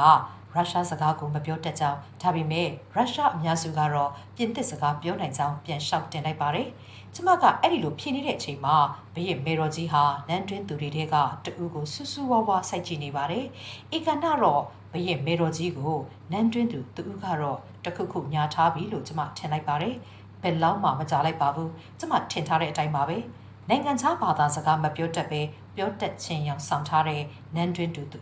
နန်းတွင်းကနေနင်းထုတ်ခံလိုက်ရပါတယ်။ဒီနေ့ဒီရက်မှာမမေကြီးကရုရှားတန်မတ်ကြီးကတော့မဒန်ပလန်ကွန်ကိုလက်ခံတွေ့ဆုံမဲ့အခမ်းအနားရှိတယ်ဆိုတာကျမတို့သိမသိခဲ့ပါဘူး။ဒါကြောင့်အဝတ်စားတွေပြန်လဲခွင့်ပေးဖို့ကျမတို့ကမမေကြီးစီမှာခွင့်တောင်းပါတယ်။အဲ့ဒီနေ့ကကျမတို့ဝတ်ထားတဲ့အဝတ်တွေကခက်ရိုးရိုးခက်တူတူအဝတ်စားတွေပါ။နန်းတွင်းမှာကိုစုံမရှိပါဘူး။ကျမတို့ရဲ့အနေရောင်ဂရီပါခေါင်းဝအရှိကြီးတွေကနန်းတွင်းအုပ်ကျန်းဖြစ်တဲ့ပုတ်တိုက်ပျက်စီးသွားနိုင်ပါတယ်။ပြီးတော့နမွန်နမဲ့မိမစိုးတွေကလည်းကျမတို့ရဲ့ခေါင်းဝအနားဆကိုတက်နေတက်ပါသေးတယ်။ဒါကြောင့်မို့လို့ကျမတို့ကခက်ရိုးရိုးခက်တူတူအဝတ်စားတွေပဲရွေးဝတ်ထားကြတာပါ။ပထမတော့ကတော့မေမေကြီးကအခုအဝတ်စားတွေနဲ့ပဲပိုးပြီးလိုက်ဖက်နေတယ်လို့ပြောခဲ့ပေမဲ့နောက်ဆုံးတော့အလှဆုံးပွဲတက်ခေါင်းဝင်တွေကိုလဲခဲ့ဖို့ခွင့်ပေးလိုက်ပါတယ်။ဒါနဲ့ပဲကျမတို့သားအမိတွေဟာကျမတို့အဆောင်ကိုပြန်ပြီးပွဲတက်အဝတ်အစားတွေကမန်ကတန်လဲခဲ့ကြရပါတယ်။ဒါတော့မှမေမေကြီးကကျမတို့အသင့်ရှိမရှိကြည့်ဖို့အတွက်မိမစိုးတွေကိုလွှတ်လိုက်ပါသေးတယ်။မေမေကြီးရှေ့တော့ပြန်ရောက်တဲ့အခါမှာကျမတို့3ဦးသားကိုကြည့်ပြီးအမီးရှည်နဲ့နတ်သမီး3ပါးရောက်လာပြီးပေါ့လို့ကြည်စေပါတယ်။ပြီးတော့လမ်းလျှောက်တိုင်းဂါဝန်တဝက်လောက်ကိုလှည့်နဲ့မှထားရတာမပင်ပန်းဘူးလားလို့ပေးပါတယ်။ကျမတို့ရဲ့ပွဲတက်ဂါဝန်တွေဟာလှပေမဲ့အမြင့်တန်းကြီးတွေပါတာတော့မကြိုက်ဘူးလို့လည်းမိန့်ပါတယ်။ဒါပေမဲ့နောက်တော့ကျမတို့ကိုဘာကြောင့်ပွဲတက်ဂါဝန်လဲခိုင်းရတယ်လဲဆိုတာကိုမေမေကြီးကရှင်းပြပါတယ်။ရည်ရွယ်ချက်ကတော့နိုင်ငံခြားသားတွေနဲ့ဝတ်စားဆင်ရင်မှုဓလေ့ကိုသူလဲတိထားတယ်ဆိုတာကိုပြဖို့ပါပဲ။ပြီးတော့နိုင်ငံခြားသားတွေဟာတရုတ်တွေလောက်မချမ်းသာဘူးသူတို့ဟာယတနာပစ္စည်းတွေဆိုရင်မဖြစ်စလောက်တာဝတ်တာကိုတွေ့ရတယ်လို့မမေကြီးကဆက်ပြောပါတယ်။သူပိုင်တဲ့ယတနာပစ္စည်းတွေကကဘာပေါ်မှာရှိတဲ့ဘယ်တိုင်းပြည်ထက်မဆိုများတယ်လို့ဆိုကြပေမဲ့ယတနာရှိရယတနာတွေကလာတော့ပဲလို့လည်းမမေကြီးကဆိုပါတယ်။အဲ့ဒီနေ့ကရုရှားတန်မတ်ကြီးကတော့မဒန်ပလန်ကွန်ကိုကျူဖို့အတွက်နန်းတွင်းထဲမှာအလုပ်ရှုပ်နေကြပါတယ်။နေ့လယ်12နာရီမှာနန်းတွင်းထဲရောက်လာတဲ့တန်မတ်ကြီးကတော့ကိုကျမရဲ့ညီမကပထမမင်းဝန်အဲ့ရိတ်တာမှာကျူစုခဲ့ပြီးညီလာခံခမ်းမဆောင်အထိခရီးကျူခေါ်ဆောင်လာခဲ့ပါတယ်။ညီလာဆောင်ခမ်းမထဲမှာတော့မေမေကြီးဟာမင်းစင်ပေါ်ကတလွန်တော်ပေါ်မှာထိုင်ပြီးတန်မတ်ကြီးကတော့ကိုစောင့်နေပါတယ်။စီရှိမေမေရဲ့ဘေးမှာဧကရက်ကွန်ဆူလဲထိုင်နေပါတယ်။ကျမကတော့စကပြန်အဖြစ်တာဝန်ယူပေးဖို့စီရှိမေမေရဲ့လက်ရဖက်မှာမတည့်ရ၍ခါစားနေရပါတယ်။စီရှိမေမေကြီးရဲ့တကူလုံးယတနာတွေကညွှန်နေပါတယ်။ရုရှားတပ်အမတ်ကြီးကတော့မဒန်ပလန်ကွန်ကိုကျမညီမကမင်းစင်လေးကတစ်တွေအထိခန်းဦးကျိုခေါ်လာပါတယ်။နောက်တော့ကျမကမင်းစင်လေးကားကနေတဆင့်စီရှိမေရဲ့မေမေကြီးရဲ့တလွန်ရှိရာမင်းစင်ပေါ်ထိဆက်ပြီးခရီးဦးကျိုဆိုရပါတယ်။စီရှိမေမေကြီးဟာမင်းစင်အပေါ်ကိုရောက်လာတဲ့မဒန်ပလန်ကွန်ကိုလက်ဆွဲနှုတ်ဆက်ပါတယ်။နှုတ်ဆက်ပြီးတော့မဒန်ပလန်ကွန်က ရုရှားဇာဘရင်မိသားစုရဲ့ပကြီးကားလက်ဆောင်ကိုဆက်တာပါတယ်စီရှိမေမေကြီးကလည်းအလွန်လှတဲ့တရုတ်စကားနဲ့ဇာဘရင်ရဲ့မိဖုရားဇာရီနာတို့ကိုကျေးဇူးတင်စကားပြောပါတယ်အဲ့ဒီကျေးဇူးတင်စကားကိုကျမကပြင်သစ်ဘာသာနဲ့ရုရှားတန်အမတ်ကြီးကတော့ကိုဘာသာပြန်ပေးပါတယ်မတန်ပလန်ကွန်ကအင်္ဂလိပ်စကားမပြောတတ်ပါဘူးပြီးတော့ဧကရစ်ကွမ်ဆူနဲ့မတန်ပလန်ကွန်ကိုမိတ်ဆက်ပေးဖို့စီရှိမေမေကြီးကကျမကိုပိန်ပါတယ်ကျမမိတ်ဆက်ပေးပြီးတဲ့နောက်မှာဧကရစ်ကွမ်ဆူဟာသူ့ရဲ့တလွန်ကထပြီးမတန်ပလန်ကွန်ကိုလက်ဆွဲနှုတ်ဆက်ပါတယ်ဇာဘရင်မိသားစုသားချောင်းမချောင်းလဲမေးပါတယ်လက်ခံတွေ့ဆုံပွဲပြီးတဲ့နောက်မှာတော့စီရှိမေမေကြီးကတလွန်ပေါ်ကဆင်းလာပြီးမတန်ပလန်ကွန်ကိုသူ့ရဲ့တီးသက်ဆန်နန်းစီကိုခေါ်သွားပါတယ်ဆန်နန်းစီရောက်တော့စီရှိမေမေကြီးကမတန်ပလန်ကွန်နဲ့10မိနစ်လောက်စကားပြောပါတယ်ကျမကတော့စကားပြန်ပေါ့နောက်တော့ဧကရစ်မိဖုရားနဲ့ရုရှားတန်အမတ်ကြီးကတော့ကိုကျမထပ်ပြီးမိတ်ဆက်ပေးရပါတယ်မန်ချူနန်တွင်မှာရောက်ခမနဲ့ချွေးမဆက်ဆံရေးဥပဒေတွေဟာအလွန်တင်းကျပ်ပါတယ်စီရှိမေမေကြီးအဲ့တွေ့နေတော့ကဧကရစ်ကွမ်ဆူရဲ့မိဖုရားဟာမေမေကြီးတလွန်အနောက်ဘက်ကလှိုက်ကအနောက်မှာပဲနေကြရပါတယ်အဲ့ဒီနေရာမှာပဲမိဖုရားနဲ့မတန်ပလန်ကွန်းကိုမိတ်ဆက်ပေးရပါတယ်မိဖုရားနဲ့တွေ့ပြီးတော့ကျမနဲ့မတန်ပလန်ကွန်းတို့ဟာဂုံပြုညစာစားပွဲကျင်းပမဲ့ခမ်းမဆောင်စီကိုဆက်သွားကြပါတယ်ရုရှားတန်အမတ်ကြီးကတော့အတွက်ညစာစားပွဲကိုမန်ချူရိုးရာအတိုင်းတေခင်းပြင်ဆင်ပေးထားပါတယ်ဒီနေရာမှာတရုတ်တွေရဲ့စပွဲတေခင်းပုံနဲ့မန်ချူတွေစပွဲတေခင်းပွဲတို့အကြားမတူတဲ့အချက်တွေကိုကျွန်မရှင်းပြချင်ပါတယ်တရုတ်လူမျိုးတွေစားပွဲကိုတေရင်စပွဲအလေခေါင်တဲ့တဲ့မှာဟင်းပွဲတွေကိုတစ်ချိန်တည်းနဲ့တေခင်းပါတယ်စားတဲ့သူအလုံးကတူတွေကိုသုံးပြီးကိုစားချင်တဲ့ဟာကိုယူစားရုံပါပဲမန်ချူတွေရဲ့ပုံစံကတော့တစ်မျိုးပါဟင်းပွဲစားပွဲတွေကိုတမျိုးစီချပြီးတဲခင်းပါတယ်အခြားနိုင်ငံတွေကစပွဲတဲခင်းပုံနဲ့အတူတူပါပဲနန်တွင်းဟန်လျာတွေဟာအမြဲလိုအလွန်အရသာထူတဲ့တန့်ရှင်းတဲ့ဟန်လျာတွေပါအထူးသဖြင့်နိုင်ငံခြားသားဧည့်သည်တွေလာကြပြီဆိုရင်နန်တွင်းဟန်လျာတွေအားတိတ်အရသာထူပြီးအမျိုးအမည်စုံလာပါတယ်ရုရှားတန်အမတ်ကြီးကတော့အတွက်မန်ချူညစာစားပွဲတာဝန်ယူတဲခင်းပေးဖို့စီရှိမေမေကြီးကကိုယ်တိုင်ကျမကိုခိုင်းထားခဲ့တာပါစီရှိမေမေကြီးနဲ့ဧကရစ်ကွမ်ဆူတို့ဟာဧည့်သည်တွေနဲ့စားတော့ပွဲအတူထိုင်နေမရှိပါဘူးဒီတော့ရုရှားတန်အမတ်ကြီးကတော့ကိုမင်းသမီးတွေနဲ့နန်းတွင်အပြူတော်တွေကပဲတာဝန်ယူပြီးအခမ်းချရပါတယ်စားတော့ပွဲကျင်းပနေတော့မှာပဲမိမစိုးတယောက်ကခမ်းမဆောင်တဲ့ကိုဝင်လာပြီးစီရှိမေမေကကျမတို့ကိုချက်ချင်းရှေ့တော်ဝင်ဖို့မိတ်လိုက်ကြောင်းအကြောင်းကြားလာပါတယ်စားတော့ပွဲတဲခင်းတဲ့နေရာမှာတခုခုမားခဲ့လို့လားဒါမှမဟုတ်မန်ချူနန်တွင်းရဲ့အစဉ်အလာအတိုင်းမိမစိုးတယောက်ကဂုံချော်လိုက်ပြီလားလို့ကျမစိတ်ထဲထိတ်ထိတ်ပြပြတွေးမိပါတယ်ဒါပေမဲ့ရှေ့တော်ရောက်တော့စီရှိမေမေကြီးကရွှင်ရွှင်ပြပြဖြစ်နေတာကိုတွေးတော့ကျမလည်းအတော်ကလေးကိုအံ့ဩခဲ့ရပါတယ်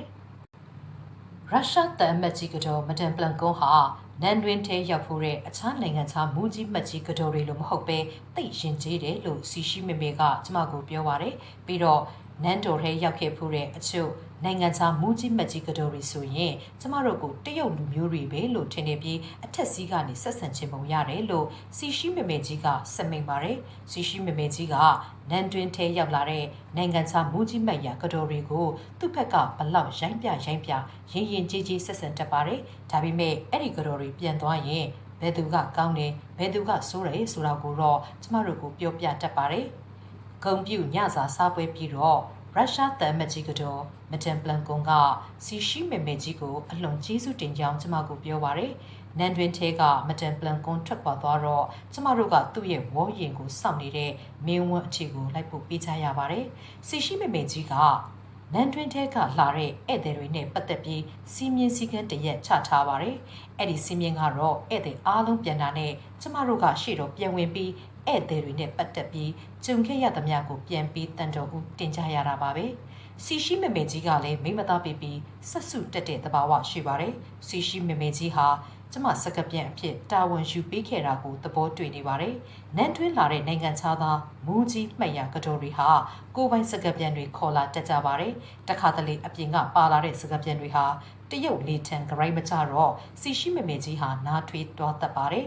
ဒါကြောင့်ကျမတို့နိုင်ငံခြားရေးဘာသာစကားတွေကိုကျွမ်းကျွမ်းကျင်ကျင်ပြောတတ်တဲ့နန်းတွင်းသူတူကိုဘယ်တော့မှလက်လွတ်ခံမှာမဟုတ်ဘူးလို့မေမေကြီးကပြောပါတယ်ပြီးတော့ တေးတပံတက်တဆုံသူနဲ့ပဲနေရမှာဖြစ်ပြီးကျမအတွက်အိမ်ထောင်ရက်သားချဖို့ကိုလည်းသူပဲစီစဉ်ပေးမယ်လို့စီရှိမေမေကြီးကမိန့်ပါတယ်။ဒါပေမဲ့ဘယ်သူနဲ့လဲဆိုတာတော့အခုမပြောနိုင်သေးဘူးလို့ဆိုပါတယ်။စီရှိမေမေကြီးရဲ့စကားတွေကြောင့်ကျမရမ်းပြုံးမိပါတယ်။ဒါပေမဲ့ကျမအိမ်ထောင်ရေးနဲ့ပတ်သက်တဲ့မေမေကြီးရဲ့စကားတန်တွေကြောင့်ကျမရှင်ထဲမှာစိုးရိမ်နေမိပါတယ်။အိမ်ထောင်ရက်သားကိစ္စကိုကျမတခါမှမတွေးမိသေးပါဘူး။ဒီအကြောင်းကိုမိမိကိုပြန်ပြောပြတော့ညင်းနိုင်တဲ့ကိစ္စမို့လို့မစိုးရိမ်နဲ့လို့မေမေကနှစ်သိမ့်ပါတယ်။စီရှိမေမေကြီးနဲ့အတူဘာလို့နဲ့ကျမတို့သားအမေမန်ချူနန်းတွင်းမှာအဆောင်ရနန်းတွင်းသူတွေဖြစ်လာပါတယ်။ဒီမတိုင်မီကာလာကပြောခဲ့တယ်လို့ပဲနန်းတွင်းထဲမှာကျမတို့ရတဲ့အဆောင်ဟာအခန်းကျယ်၄ခန်းနဲ့ခန်းဆောင်တစ်ခုပါပါတယ်။အခန်းလေးခန်းမှာ၃ခန်းကိုကျမတို့သားအမေကတစ်ခန်းစီယူပြီးကျန်တစ်ခန်းကိုတော့အစီခန်းတွေအတွက်ပေးလိုက်ပါတယ်။စီရှိမေတော်ကြီးကကျမတို့သားအမိအတွက်အဖော်တဟဲလုပ်ပေးဖို့မိမစုတယောက်ကိုတာဝန်ချထားပေးပါတယ်။ကျမတို့ကိုလိုလီသိမရှိကူညီဖို့မေပေကြီးကအချောင်းမိမစု၄ဦးကိုတာဝန်ပေးထားကြောင်းထိုမိမစုများခိုင်းတဲ့အတိုင်းမလုပ်ပါကမိမိကိုတိုင်ကြားနိုင်ကြောင်းအဲ့ဒီမိမစုကိုပြောပါတယ်။ကျမတို့ရဲ့အဆောင်ကိုရောက်တော့မိမစုကြီးကကျမတို့အဆောင်လက်ရာဖက်ကအဆောက်အအုံတစ်လုံးကိုညွှန်ပြပြီးအခုနကမှကျမတို့ထွက်လာတဲ့စီရှိမေတော်ကြီးရဲ့ဆန်နန်းတော်လို့ပြောပါတယ်။စီရှိမေမေကြီးရဲ့ဆန်နန်းနဲ့ကျမတို့ရဲ့အဆောင်ဟာအမြင်နှီးလာပေမဲ့ဘာကြောင့်အတော်ဝေးသောမှကျမနားမလည်နိုင်အောင်ဖြစ်မိပါတယ်။ပြီးတော့အဲ့ဒီအကြောင်းကိုလည်းမိမစိုးလီကိုဖွင့်ပြီးမေးကြည့်ပါတယ်။အဲ့ဒီတော့မိမစိုးလီကကျမတို့ရဲ့အဆောင်တွေဟာဧကရစ်ကွမ်ဆူရဲ့နန်းတော်ရဲ့လက်ဝဲဖက်မှာရှိတယ်လို့ပြောပါတယ်။ပြီးတော့ကျမတို့ရဲ့နန်းတွင်အပြူတော်တွေရှိတဲ့နေရာနဲ့စီရှိမေမေကြီးရဲ့ဆန်နန်းတော်ကြားထဲမှာဓာတ်ရိုက်ဝင်းပေါက်တစ်ပေါက်ရှိပေမဲ့အဲ့ဒီဝင်းပေါက်ကိုစီရှိမေမေကြီးကပိတ်ထားတယ်လို့ပြောပါတယ်။ဒါပေမဲ့ပိတ်ထားရတဲ့အကြောင်းကိုမိမစိုးလီကထုတ်မပြောပါဘူး။ကျမတို့ရဲ့နေရာဟာခွန်မင်းရေကန်ဘက်ကိုမျက်နှာမူရမယ့်အစားအရှိတ်ဘက်ကိုမျက်နှာမူတင်တယ်လို့မိမစိုးလီကပြောပါတယ်။အမှန်တော့ရေကန်ကြီးရှုခင်းကပိုလှပါတယ်ဒီတော့ရေကန်ဖက်မျက်နှာမူထားရင်ပုံမကောင်းဘူးလားလို့ကျမကမိမစိုးလီကိုမေးလိုက်ပါတယ်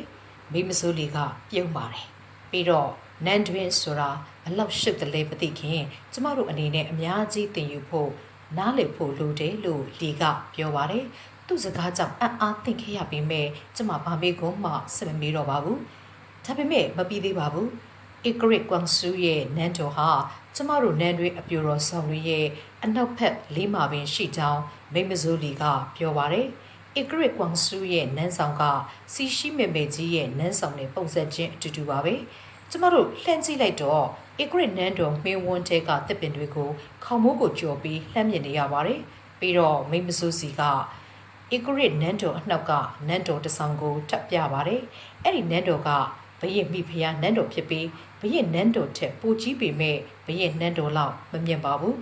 မိဖုရားနန်းဆောင်မှာတော့ဝဲရခြံရံထားတဲ့အဆောက်အအုံနှလုံးကိုတွေ့ရပါတယ်လက်ရဖက်ကအဆောက်အအုံကတော့ဒုတိယမိဖုရားရဲ့အိတ်ဆောင်လို့မိမစိုးလီကရှင်းပြပါတယ်အရင်ကတော့ဧကရစ်ကွမ်ဆူရဲ့နန်းဆောင်နဲ့မိဖုရားနန်းဆောင်တို့ရဲ့အကြားမှာဝင်းပေါက်ထွက်ပေါက်ရှိပေမဲ့အဲ့ဒီအပေါက်ကိုစီရှိမေမေကြီးကပိတ်ထားတယ်လို့လီကပြောပါတယ်အဲ့ဒီလိုပိတ်ထားတဲ့အတွက်ဘရင်နဲ့မိဖုရားဟာစီရှိမေမေကြီးရဲ့နန်းဆောင်ကိုမဖြတ်ဖဲနဲ့တူးနဲ့တူးဆက်သွယ်လို့မရပါဘူးကျမထင်တာကတော့စီရှိမေမေကြီးဟာဘရင်နဲ့မိဖုရားဘာတွေလုပ်တယ်ဆိုတာတစ်ချိန်လုံးစောင့်ကြည့်နိုင်ဖို့အတွက်နန်းဆောင်တစ်ခုအကြားကအဝင်အထွက်လမ်းကိုပိတ်ထားတာပါနန်းတွင်ထဲမှာတော့ကျမအဖို့အရာရာကအသက်ဆန်းတွေကြီးပါပဲစင်းလည်းမစင်စားတတ်တော့ပါဘူးဒီအကြောင်းတွေမိမစိုးလီထပ်ပြောမှာကိုကျမကြောက်နေပါတယ်ဒါကြောင့်မို့လို့ကျမလည်းမိမစိုးလီကိုပင်မလို့အနားယူတော့မယ်ဆိုပြီးစကားဖြတ်လိုက်ရပါတယ်ကျမတို့အခန်းကိုပြန်ရောက်ပြီးဘလောက်မှမကြခင်ပါပဲမိမစိုးအချို့ကျမတို့အတွက်ညစာတွေတည်လာပါတယ်အဲ့ဒီညစာကိုစီရှိမေမေကြီးကပို့ပေးလိုက်တာပါပြီးတော့လဲစိတ်လက်ပေါ့ပေါ့ပါပါနေကြဖို့လဲမားလိုက်ပါသေးတယ်အရင်ပင်မနေကြတော့ကျမတို့လဲတိတ်မစားနိုင်ကြပါဘူးဒီတညတာအတွက်အနားယူတော့မယ်ဆဲဆဲမှာမိမစိုးလီရောက်လာပါတယ်ပြီးတော့မနေ့9နာရီအဲ့ရထရမယ့်အကြောင်းကိုပြောပါတယ်ကျမကလည်းမနေ့9နာရီထိုးရင်ကျမပရင်းပေါက်ကိုခောက်လို့ဖို့ မိမစိုးလီကိုမှားထားလိုက်ပါတယ်နောက်တော့ကျမတို့တို့လည်းအိမ်ရောက်ဝင်ပါတယ်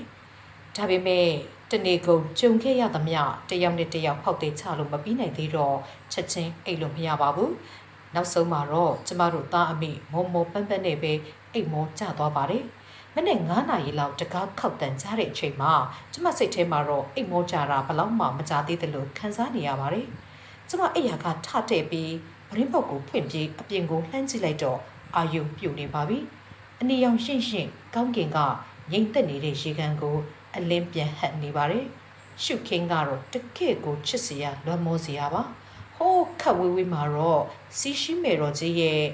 သုံးပန်လျှပန်းတောင်ကျွန်းကိုလှမ်းတွေ့နေရပါတယ်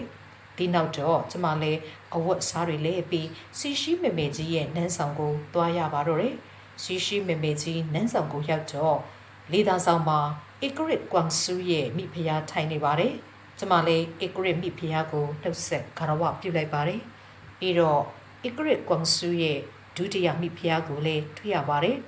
နန်းတွင်စီးမြင့်အရာဒုတိယမိဖုရားကိုကျမတို့အယူအသေးပေးဖို့မလိုပါဘူးပြီးတော့နန်းတွင်သူတအုပ်တမကြီးကိုလည်းတွေ့ရပါတယ်အတော်များများကတော့ကျမအရင်ကမတွေ့ဘူးတဲ့နန်းတွင်သူတွေပါဒါပေမဲ့ဧကရစ်မိဖုရားကကျမကိုအဲ့ဒီနန်းတွင်သူတွေနဲ့ပိတ်ဆက်ပေးပါတယ်အဲ့ဒီနန်းတွင်သူတွေဟာမန်ချူအစင်မြင့်အရာရှိကြီးတွေရဲ့သမီးတွေပါတချို့ဆိုအတော်လှပါတယ်ဒီနန်းတွင်သူ10ဦးဟာစီရှိမမေကြီးရှိမောက်ဝင်ခွင့်မရှိသေးကြောင်းနန်းတွင်ဒလိထုံးစံတွေကိုတင်ယူနေကြဆဲဖြစ်ကြောင်းကျမကိုဧကရစ်မိဖုရားကရှင်းပြပါတယ်နန်းတွင်အပြိုတော်အစ်စ်တွေနဲ့တွေ့ပြီးတော့ဧကရစ်မိဖုရားနဲ့ကျမတို့နှစ်ဦးမမေကြီးနန်းဆောင်လေးကိုဝင်ခဲ့ပါတယ်ကျမတို့နေရောက်စီရှိမမေကြီးရဲ့စက်ခန်းဆောင်ကိုဝင်ပြီးမမေကြီးဝတ်လဲတော်ဆင်ဖို့ကူညီပေးရမယ်လို့ဧကရစ်မိဖုရားကပြောပါတယ်စက်ခန်းဆောင်ကိုရောက်တော့စီရှိမမေကြီးဟာအဲ့ရထဲမှာပဲရှိပါသေးတယ်ကျမတို့ကိုတွေ့တော့ပြုံးပြီးကောင်းကောင်းအဲ့ရရဲ့လားလို့ပြီးပါတယ်ကျမကလည်းအဲ့ရတာတက်တော့တက်တာရှိပါကြောင်းပြန်ပြီးတန်တော်ဦးတင်လိုက်ပါတယ်တကယ်တော့မနေ့တုန်းကဆိုရင်ကျမတို့အတော်ကိုပင်ပန်းခဲ့ပါတယ်လှုပ်လေးလှုပ်ထမရှိတဲ့အလုပ်မျိုးတွေဆိုတော့ပြီးလဲပြီးရောချစ်ပြက်လက်ပြက်ကိုဖြစ်ခဲ့ရတာပါတကူလုံးလဲနာကျင်ကြိုက်ခဲလိုပါပဲကျမတို့ကိုမနှက်စာစားပြီးပြီလားလို့စီရှိမေမေကြီးကမေးပါတယ်မစားရသေးဘူးလို့ပြန်ဖြေတော့မေမေကြီးကမိမစိုးလီကိုကျမတို့အတွက်မနှက်စာမပုတ်ပေးလို့ဖိဆူပါတော့တယ်ပြီးတော့နန်းတွင်မှာသစိမ့်လိုမနေပဲလိုရာရှိရင်မိမစိုးတွေကိုမှားဖို့ကျမကိုပြောပါတယ်နောက်တော့စီရှိမေမေကြီးဟာအဲ့ရကားထပြီးဝတ်လဲတော်တွေကိုစလေးပါတော့တယ်မိမစိုးတွေအစီခံအမျိုးသမီးတွေဟာညစ်တီးညစ်ပတ်နေတတ်လို့သူ့ရဲ့အိယာကိုထိခွင့်မပေးဘဲနန်းတွင်သူတွေကိုသာအိတ်ခမ်းဆောင်တာဝန်ကိုပေးထားတယ်လို့စီရှိမေမေကြီးကမျက်နှာတန့်စင်ရင်းစပင်တွေကိုဖိတင်ရင်းနဲ့ကျမတို့မိမိကိုပြောပြပါတယ်ပြီးတော့ကျမတို့ညီအမဘက်ကိုလှည့်ပြီးနန်းတွင်သူတွေအစီခံအလှုပ်လှုပ်နေရတယ်ဆိုပြီးအခုအချိန်မှမထင်ဖို့ပြောပါတယ်ပြီးတော့သူ့လိုကျမတို့အဖွားအရွယ်အမေအိုကြီးကိုပြုစုရတာမညှို့ညင်ဖို့လဲမိန်ပါတယ်နောက်တော့ကောက်ခါငင်ကဆိုသလိုပဲစီရှိမေတော်ကြီးကကျမနာမည်ကိုခေါ်ပြီးကျမနာမည်ကတာလင်ပါကျမကိုသူ့ရဲ့အဆောင်ကိုင်းနန်းတွင်အပြိုတော်ဖြစ်ထားမယ်လို့ပြောလိုက်ပါတယ်စီရှိမေမေကြီးနဲ့လက်သုံးတော်